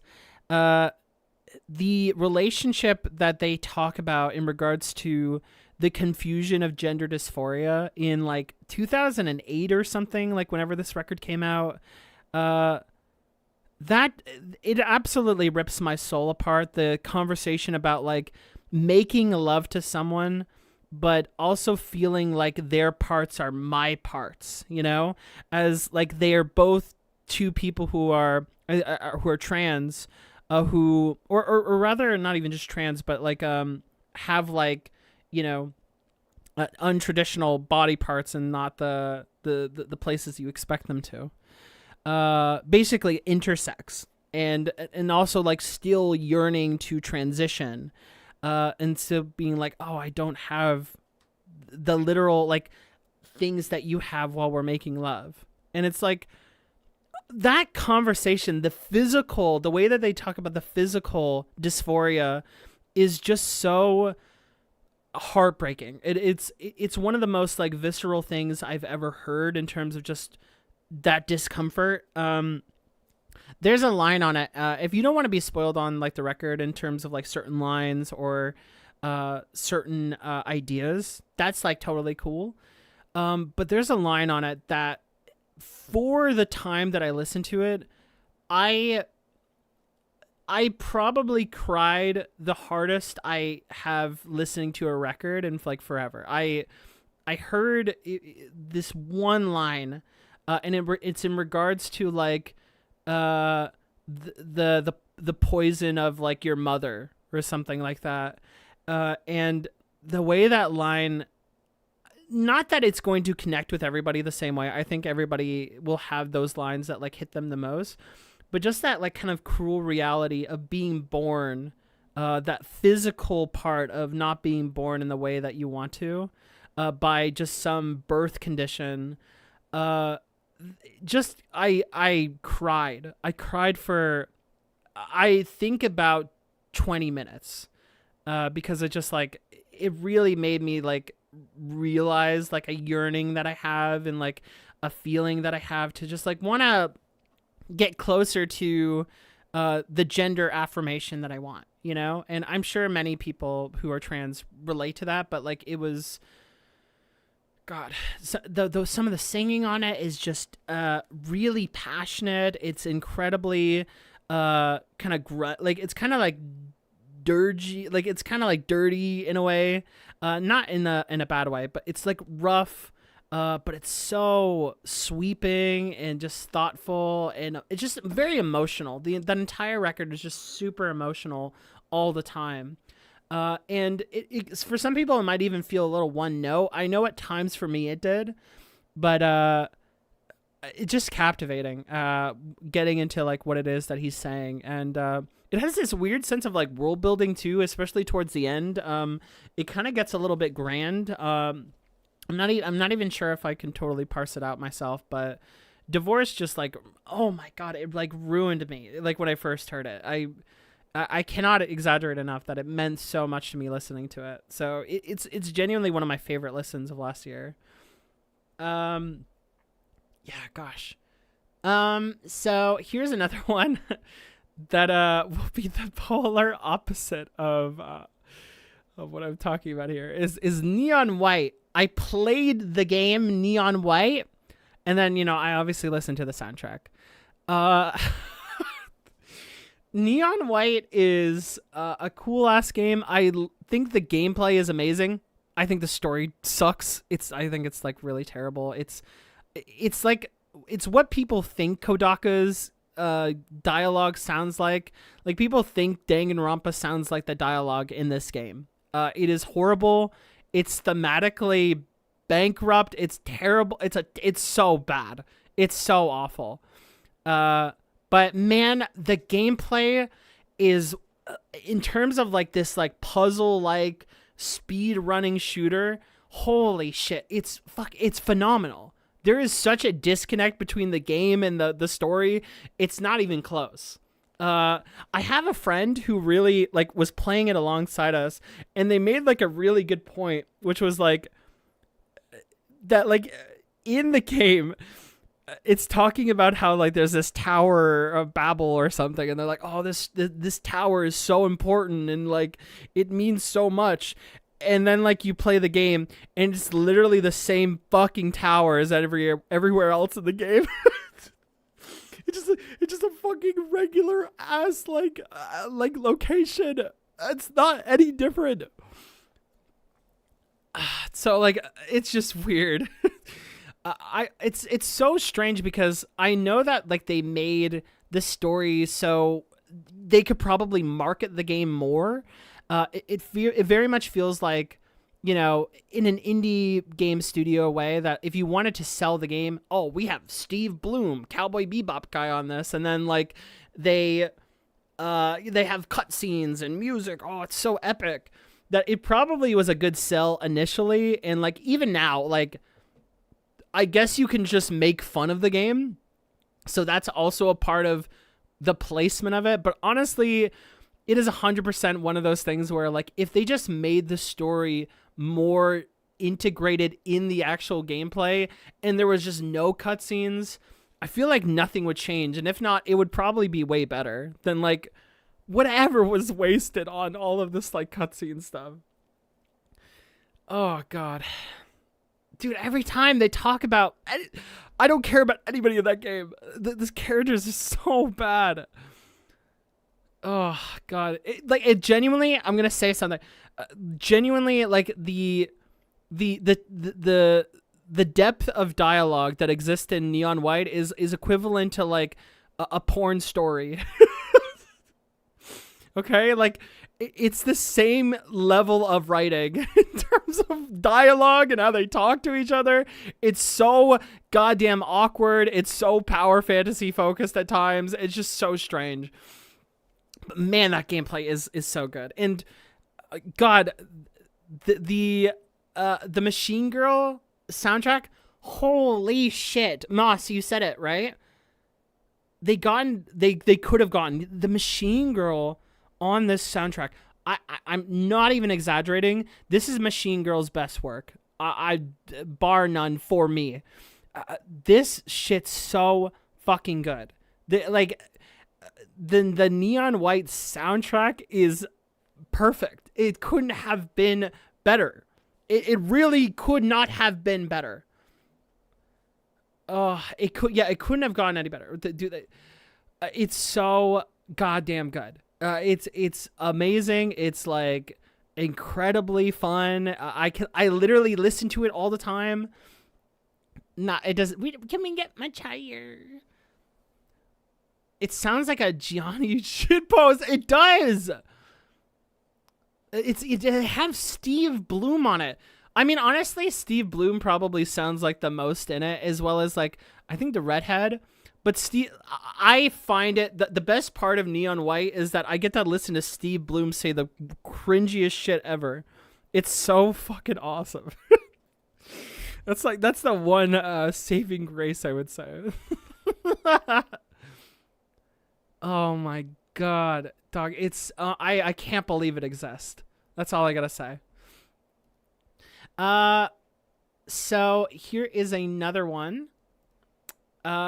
This is Stardust by Danny Brown. I'm not gonna really say too much. That stream was like genuinely one of the most fun, interesting streams I have ever done. I'm literally gonna just self promo.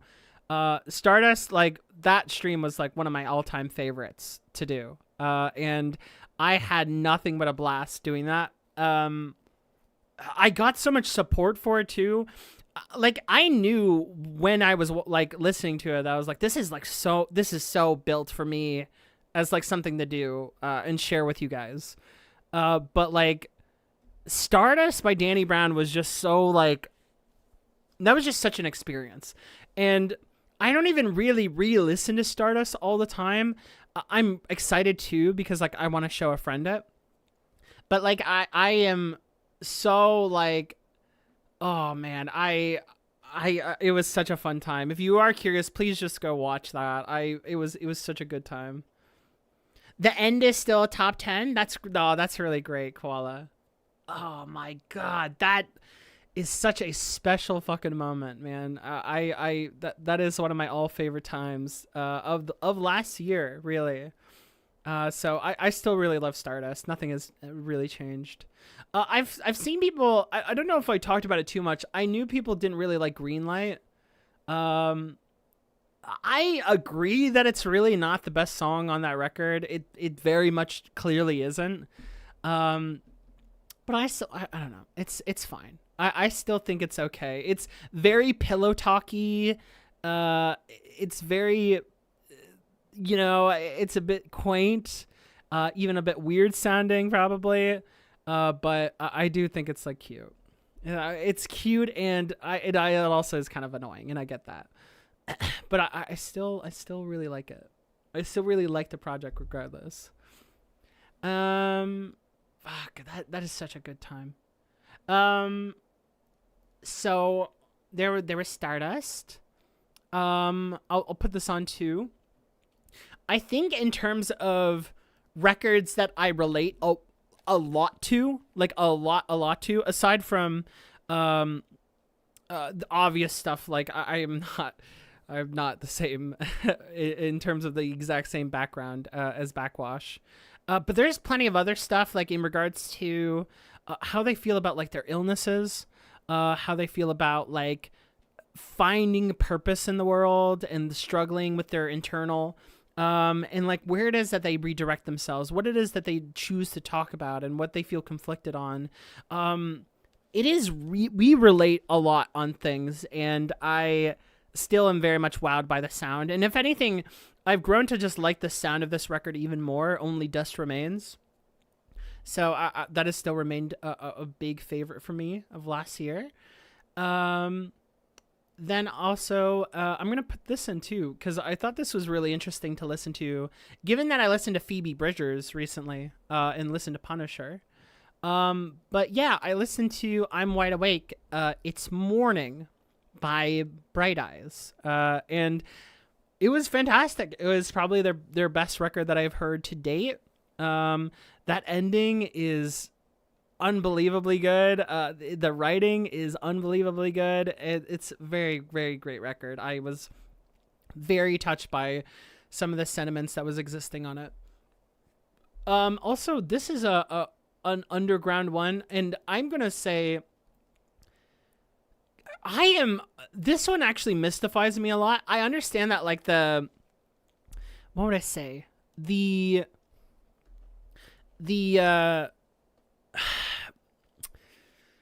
sound is not for everyone, but like Romance is Boring is such a great emo, like it's such a great like emo pop like record. It is fantastic. It's one of the best. Like, it is super maximalist.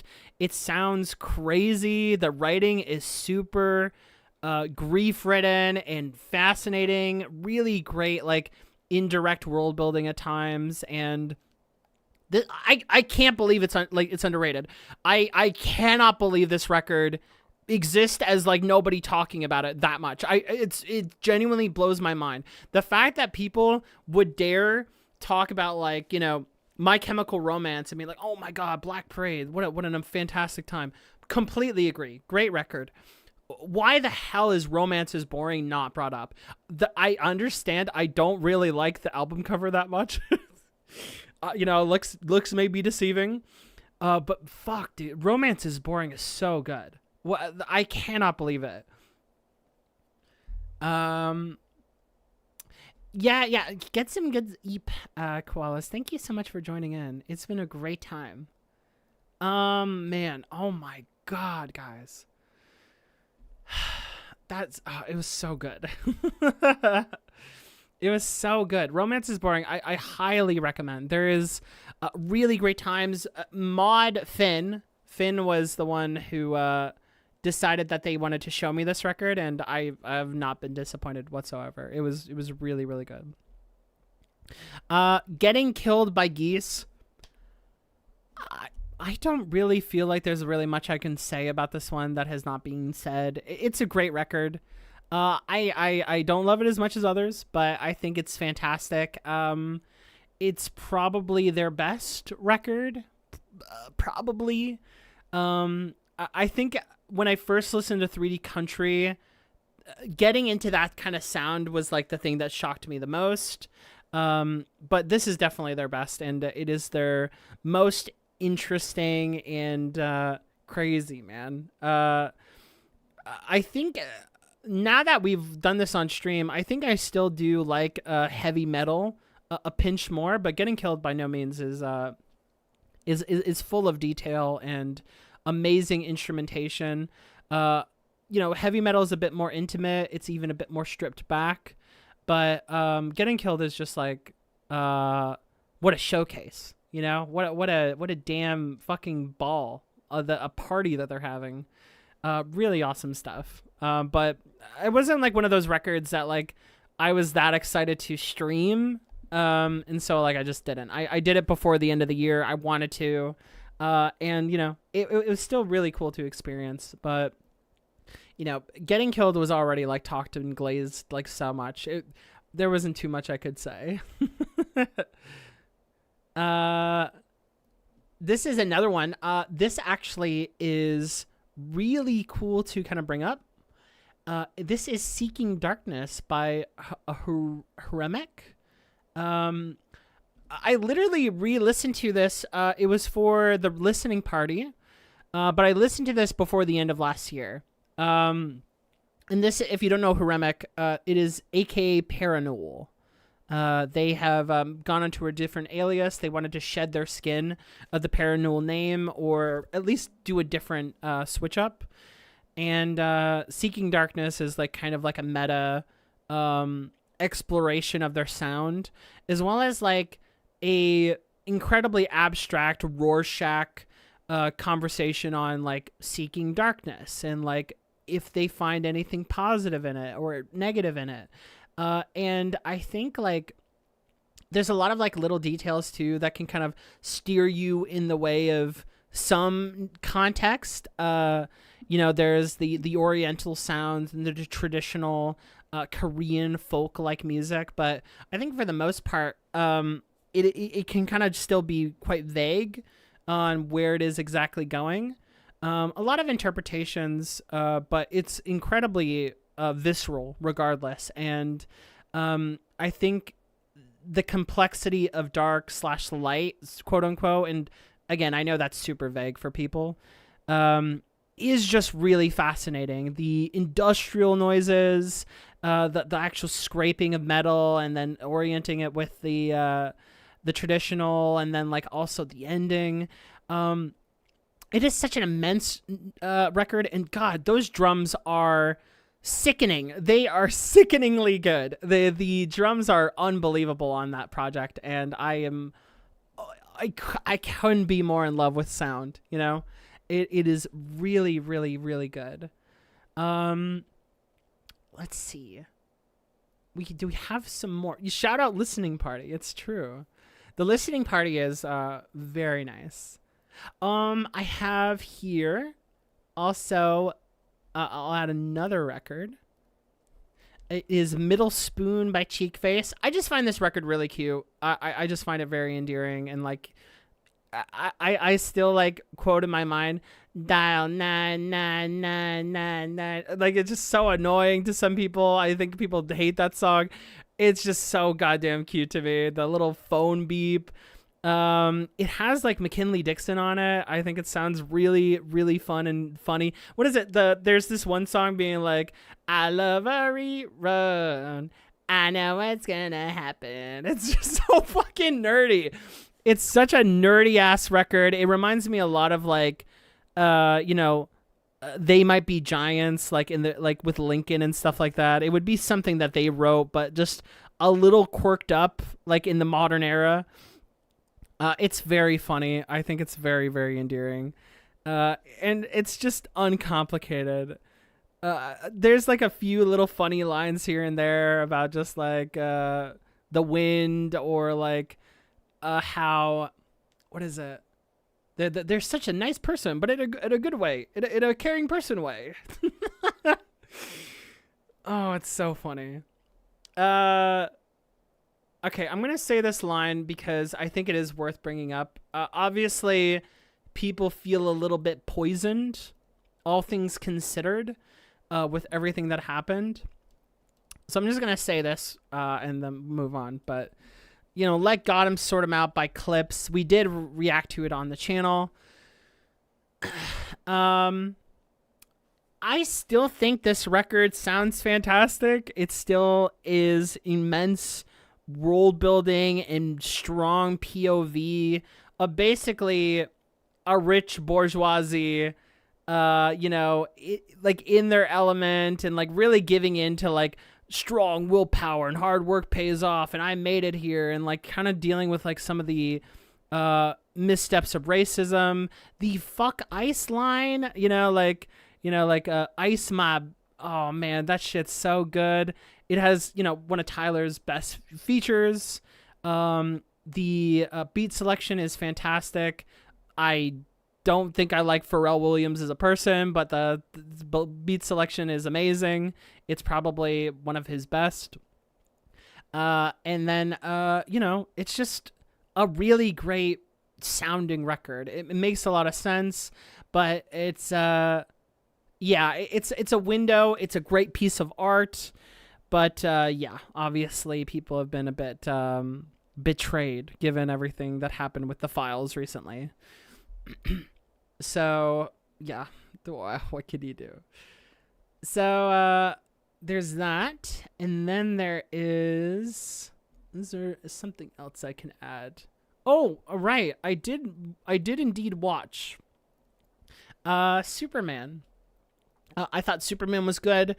I don't really think about it too much. I think I didn't like the ending all that much in terms of like the actual conflict resolution for like the big sensational battle. I did not really like what was being said there, despite like it kind of had like a bit of like a we don't like cops and we don't like the police system and stuff like that, but also thank goodness the police were able to take him in. And it's like, superhero stuff is always in this conflict of like pro police and all that.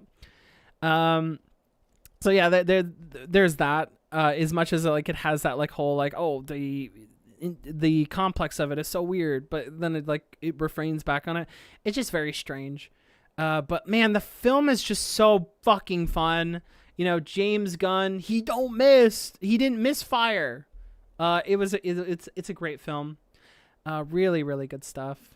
And then I think I watched Suicide Squad as well, which I actually liked more than Superman. Thought it was very, very good. Let me add Suicide Squad. Can I say that on stream? I'm going to just say SS. SS for now. I don't even know if I could type that out. It's the name of the movie. Fuck. But yeah, really good stuff. We also listened to what is it? We have this here. Lux by Rosalia. You guys mostly know what I think of that. Nothing has really changed from my reaction to it. Just still very much wowed by how many people were on it and the kind of languages it pulls from. Very spiritual record. Very just good sounds. A little bit like underplayed by like certain people, but really good stuff. Oh goodness, sorry. On top of that, I also listened to Willoughby Tucker, by Ethel Cain. That was very, very good. Very, very good stuff. And then, is there anything else? Oh, yes. Some people may associate me the most with this person, and I understand why. But it's Vanisher by Quedeca. And I'll say right now, I have not soured on this record. I still think Vanisher is amazing. It's still an amazing concept. It's a great maximalist project. It sounds... I cannot believe it. I can't believe it sounds the way that it does. It is really, really, really good. And yeah, I mean, what else is there to say? Like, it's just one of my favorite records that like I was able to experience with you all. Have you heard the extended cut? No, but we'll probably listen to on stream at some point. But man, Vanisher, fuck. Quedeca also just seems like a great guy. Like, look, if you look at this right here, and then you look at this, thank God. Thank God, like Quedeca, like I actually have our favorite artist where I'm just so vibing, God, Quedeca's so good. So yeah, great stuff. I don't want to like talk too much about Vanisher. I just like think more about the concept in terms of how it plays on the other records, how people are going to listen to this for the first time. It's just very exciting to think that that would happen. Great stuff. Great stuff. Okay. And then, oh my gosh, we have so much here. I'm going to add this in. God. Okay. Mother 3. I was a big fan of Earthbound, and finally being able to play Mother 3 for the first time, my little red book game was so refreshing, so great, and it was like my trip to understanding more of Undertale and Deltarune. And by playing Mother 3, I think Mother 3 is the most like them. It is really, really great. It is, Shogo Sakai, the music, the things that I learned about, like, you know, the creator of Earthbound and like his like political activism and the story that he lived and like the stuff that he wanted, and just like all the sentimentality of, you know, talking about industry and then also talking about like the world. And just like manipulation, the way it talks about manipulation, grief, and family, and obviously mother, is just really, really nice. It is very easily felt. It is not overly, it's not overly poetic about all these things, but it feels very poetic at times. And man, just all those little things that would then, at least mechanically, sentimentally exist in Mother 3 would then go on to Undertale and Deltarune. Although I think in terms of like commentary, like especially political commentary, I think Mother 3 and even Earthbound has like a lot more juice and a lot more things to say. Well, like Undertale and Deltarune is far more interested in like the small town vibe. But it's really, really good. Man, oh God. I want to just talk about Deltarune again. Deltarune is like still like the greatest medium usage I've ever seen. That and Undertale, it's just unbelievable. It's so unbelievable. Mother 3 was such a joy. Oh my God. I don't think about it all that much nowadays, but man, every time I do think about Mother 3, I'm like, man, I'm so glad I even got to like learn about that. It was so good. Okay, so this one, people know that I also played this on stream, and it was Clair Obscur Expedition 33. I'm just going to say a pretty well-known thing at this point is that Clair Expedition 33's fan base is... oh my God, the conversation around this game ever since post Game Awards, which I was anticipating. It was already bad before with like the culture wars of like, it's actually better than every single JRPG that ever existed. That was already bad, but it somehow like turned to like 50, like 1,000. It went in a completely different way than I was ever expecting it to after the awards. It's terrible, but I love this game. I think the characters are still incredibly strong. It is so thoughtful, and it's so loving, and it's so thought-provoking all the time. The way that the characters bounce off of each other, and what metatextually this game has to offer about art itself, and just all the perspectives of individuals, and like how they are literally being made up in this world. It's just, God, I love the way that they talk about things, and it really feels like there's just so much consideration, and there's just so much thought into all the confliction, and there's so many things to read into that never really scares me like some other fiction is, where like it's just so open-ended that it could be saying anything. But like Clair Expedition just has so many visceral things to say about its premise and like its ideas. These are very talented people. I hope that they don't get groomed by the industry, because that does tend to happen. But I'm really hoping that they can still kind of stick to it and then like make an even better game, because I definitely know they can. But Clair, oh my God, the music, it just really, really amazing. It swept me away. I haven't soured on it like other people have. Literally anything I think about in terms of Claire Expedition 33 has remained pretty much the same. I've just kind of learned to love it more, or just about the same. And it's just like, yeah, we're super chilling on it. Yeah, Claire Expedition 33, really, really good. And again, if you are dissatisfied with the fan base, or not the fan base, but just the conversation around the game, I completely get it because I feel the same way. Okay, so I have. Is this the last game that I played? This might be the last game. Actually, it's technically the first game I played of last year. And I actually plan on writing a little bit of just like a written review about this one. So I'm not going to talk too much, but I finished Drakengard. I'm going to say it right now, and me saying this might already make people put me into a camp where they're like, oh, you're like this, huh? I don't really like Drakengard. I respect this game.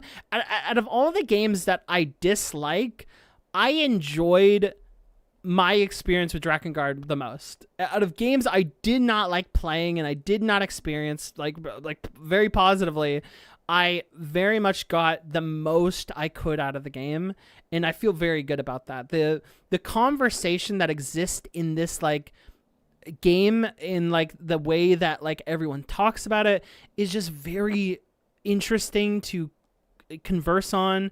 It's why I am writing a review about it. It's because of just like there's just a lot to say about the culture around it, the time and place that the game existed, as Yoko Taro as a creator themselves, and how they've evolved, and how they look back on this stuff.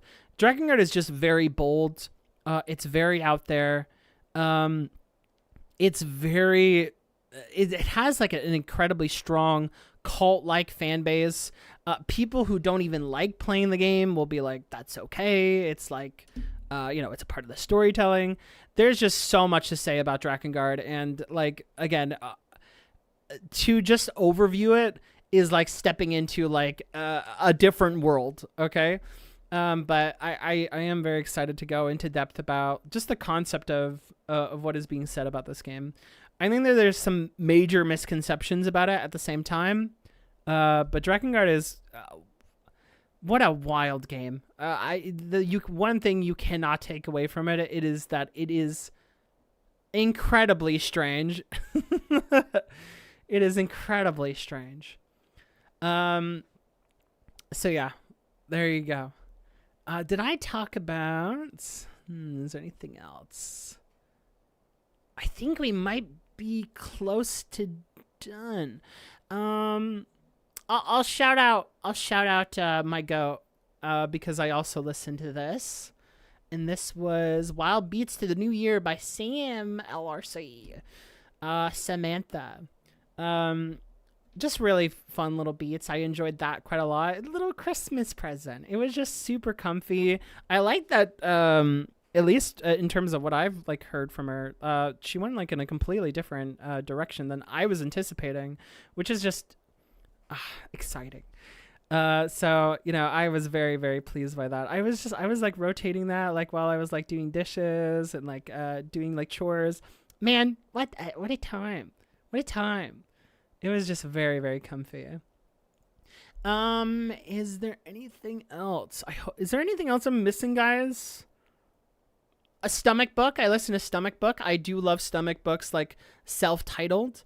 Very good stuff. Very bizarre as well. I tend to like the really abrasive stuff. There's like this kind of like child innocent lost thing. It's, to some people they're gonna find it incredibly corny, but I find it very, very stark and just like crazy. Like all the like the little like toy like noises that exist in it, I just think adds a lot to the environment that they picture themselves in this imaginary way. Really good stuff. And then I think the last one is Tyler, the Creator, Don't Tap the Glass. Which I've seen people like mutuals of mine like hate this record. Like they just do not like it. Like they're just like, oh, this has got to be one of his worst. He keeps making the same type of Tyler the Creator beat. But I don't know, man. Like for something that like he's just kind of pumping out, and it just sounds funny. Like I've definitely laughed pretty hard listening to this, and I really enjoyed sharing it on stream. I had a ball. I still think it's very entertaining, genuinely hilarious, and like there's not a lot of music that I can say is like really funny to me. I think Don't Tap the Class is really funny, but then also kind of weirdly conceptual at the same time in a really cool way. Yeah, I don't know. Like I had a really good time with Don't Tap the Glass, and it has not like gotten worse for me or in any way. Okay. There is actually one more thing. Okay. I promise you guys, I did not plan this to be the last thing on the list. It's because I just. Okay, I watched Solo Leveling and I hated it. All right, that's it. That's it for the listing. That this is mostly everything that I experienced last year. Okay, chat him out. Wait, I joined at the last thing. Yeah, this is indeed it. It was our last little entry. But I'm pretty sure that's it. Unless I'm forgetting something. Is there like a record that we listened to that I'm forgetting about? I can't recall. There's things that like came out last year that I've experienced for this year, but that's a different time. I think so. I think that's it. Yeah. Oh man. Yeah, I mean like 2025 for me. Did you talk about the Korean record? Well, Korean record. What Korean record? Are you talking about Seeking Darkness? Oh, Inside the Cable. Oh, right. I should have talked about it. It's not Korean, it's China. It's China. Yeah, no, Inside the Cable Temple. I should actually include that. That is technically not the last thing. Oh, no. Inside the Cable Temple. Yeah, by Omnipotent Youth Point. I think that's what they're called. I'm gonna say, what is it? YI? I think that's what they're called. It's okay. It's okay, Lashad. It's okay. You've only deeply upset everybody here. Just kidding. Yeah, Inside the Cable Temple is really great. I've written about it on like album of the year. If you're curious about just like a little condensed idea of what I think about it. Something I didn't talk about is that it's clearly like inspired by like, prog rock of like older era. Like it has like that Western influence of like, like a Pink Floyd or something. Society, right? It's Society. Yeah. Thank you, Moss. No, it's okay. OIS, like they made this record and it's just very visceral. It's just very touching. It's just sad as well. There's like a lot of like conflicting complexions to it at times. A great amount of mourning. It's incredibly big sounding at times and just really pretty as well. It doesn't hold like it doesn't hold back in the right spots, and then it also like really knows how to play it kind of straight, but like really lush in really nice areas as well. Yeah, my little review about it is just basically sentimentally how I feel. Just the conversation of like tech and being a bit afraid, but not just tech, but just basically capitalism and like being afraid of like them taking over everything and like just being really careless about the world that they exist in, and like all things are for progress of capital than anything else.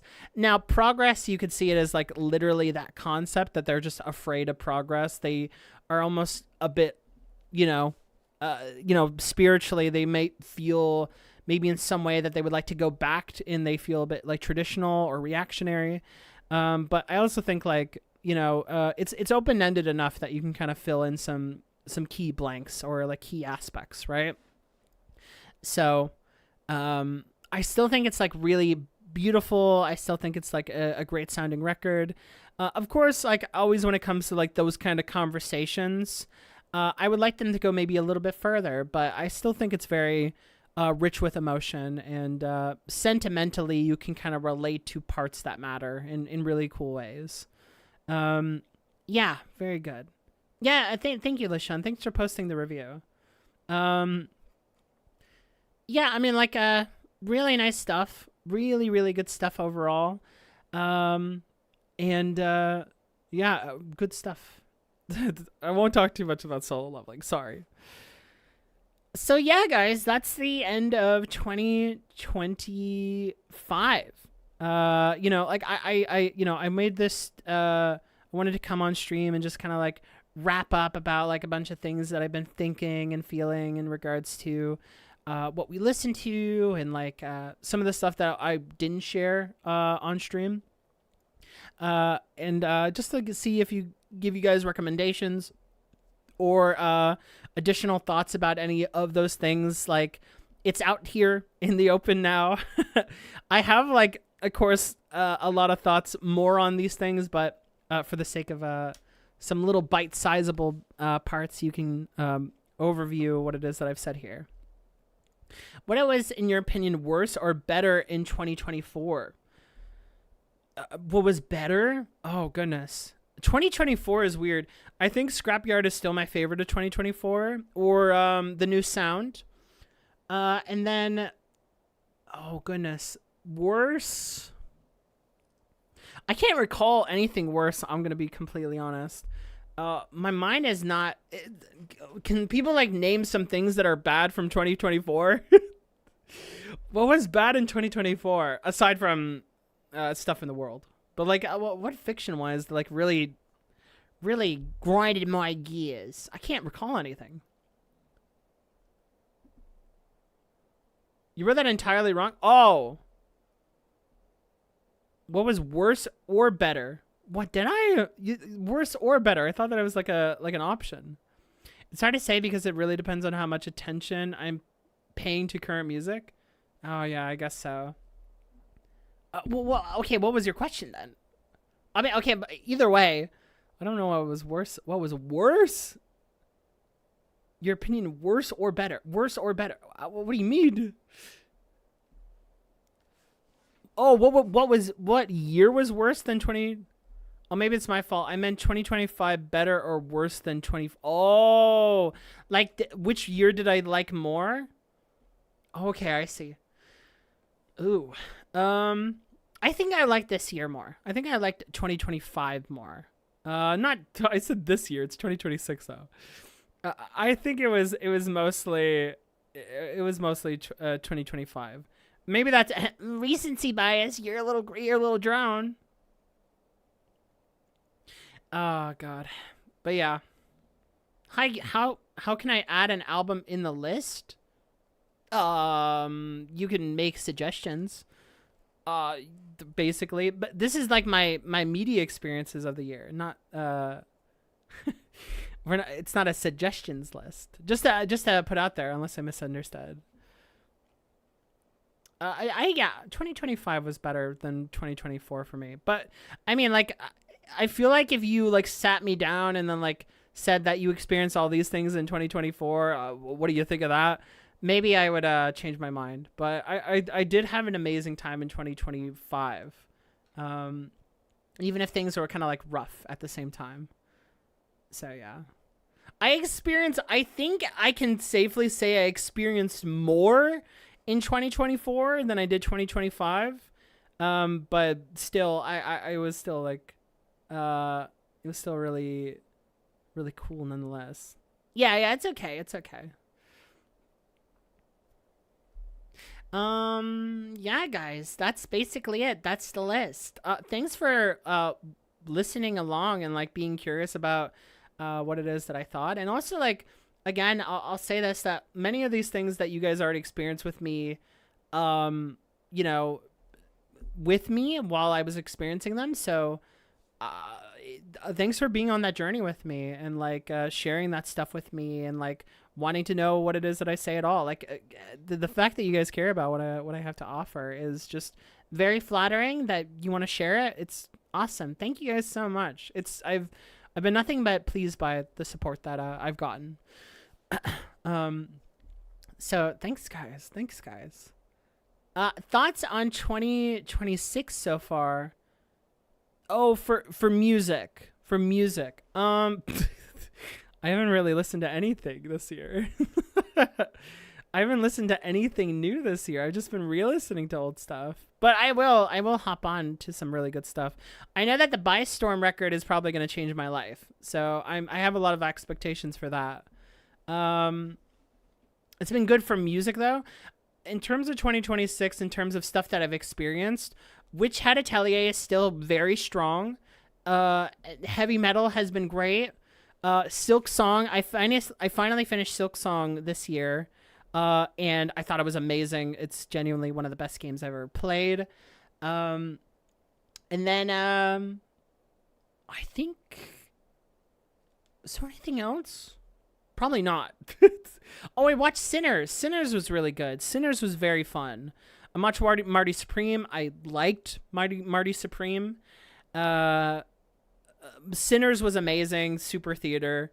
Phoebe Bridgers. I listened to Punisher. I absolutely loved Punisher by Phoebe Bridgers. And I think that's so far what we have. Not too much though. A lot of stuff has been kept here. And obviously the Witch Hat Atelier stuff, guys, you can just check out what I'm saying in the current conversation of Witch Hat. I had like I think it was last week's, like the last week's, I talked about like my thoughts overall on Witch Hat, and that like basically is like a big synopsis so far. Yeah, Punisher is amazing. Oh my god, Punisher is beautiful. I love Punisher. Oh my god, the way the Punisher ends. Oh my goodness. It's really good stuff. I played Deadlock recently. I have no profound thoughts on that. I don't know too much about the production value. I know it's made by Valve. I don't know anything more. It's free right now. I got to play a little bit of it. That was really fun. And I think that's about it. I can't think of anything else. Yeah. Yeah, guys, that's it. Thank you guys so much for joining for basically the most like the most little thoughts that I could. Do you have any experience with other MOBAs? I played like League for like maybe 3 times total. And I didn't really like it. League is like, the first time I went into League, I just got slurred and I was like, yeah, you know what? True. Not just like, I never played that again. And then is there anything else? I've seen Dota here and there. That's about it. 3 times too many. Yeah, that is quite a toxic environment. I think pretty much everybody knows that. Like League of Legends is like basically perpetually Call of Duty, like from like 2012. You know what I mean? You had your Valorant arc? Oh my god. I have not had my Valorant arc. It's why I'm like, you know, you only get on Valorant once you're trying to date people. That's like the dating game, you know what I mean? Yeah, well, what games do you play? Oh, I play Valorant. Oh, wow, cool. Yeah, it's not really a MOBA. It's just a hero shooter. Yeah, what is that? What is that made by what's their name? The League people as well, I think. Not entirely sure. Yeah, that's about it, guys. That's about it. Thank you guys so much for joining me. It was a lovely, lovely time. We are out of here. We are out of here. We're leaving. It was a crazy year, guys. Thanks so much again for just wanting to listen. This is not like one of those videos or these VODs where I'm coming on here to be like, yeah, guys, this is like all the high production value. I think like I want to just be able to kind of talk about stuff that I enjoyed, because I just really fun. I just really love to be able to just like gush a little bit and then like also recap everything that happened. Like, it's so easy to see like time move super fast, but reflecting is just really cool. There's so many memories, shared in that. Like, what theme park did you go to? What was going on around that time? And so just wanted to like catalog that with you guys. So it was just very nice to be able to talk with you all. Yeah, thank you. Thanks, guys. I will see you all later. We'll be back again next week. The stream schedule will be up. If you are interested in the Discord, the Music League has gone up as well. That should be very fun. And more listening parties and all sorts of little shenanigans will exist a little bit longer. So yeah, guys, it was very, very fun. Thank you all so much for joining, and I'll see you guys later. Always a pleasure. Thank you. Yes, I just like our little time capsule that we'll watch in 2 years and be like, wow, what a freak. No, no, it's over. All right. Bye, guys. I hope you all take care. See you later.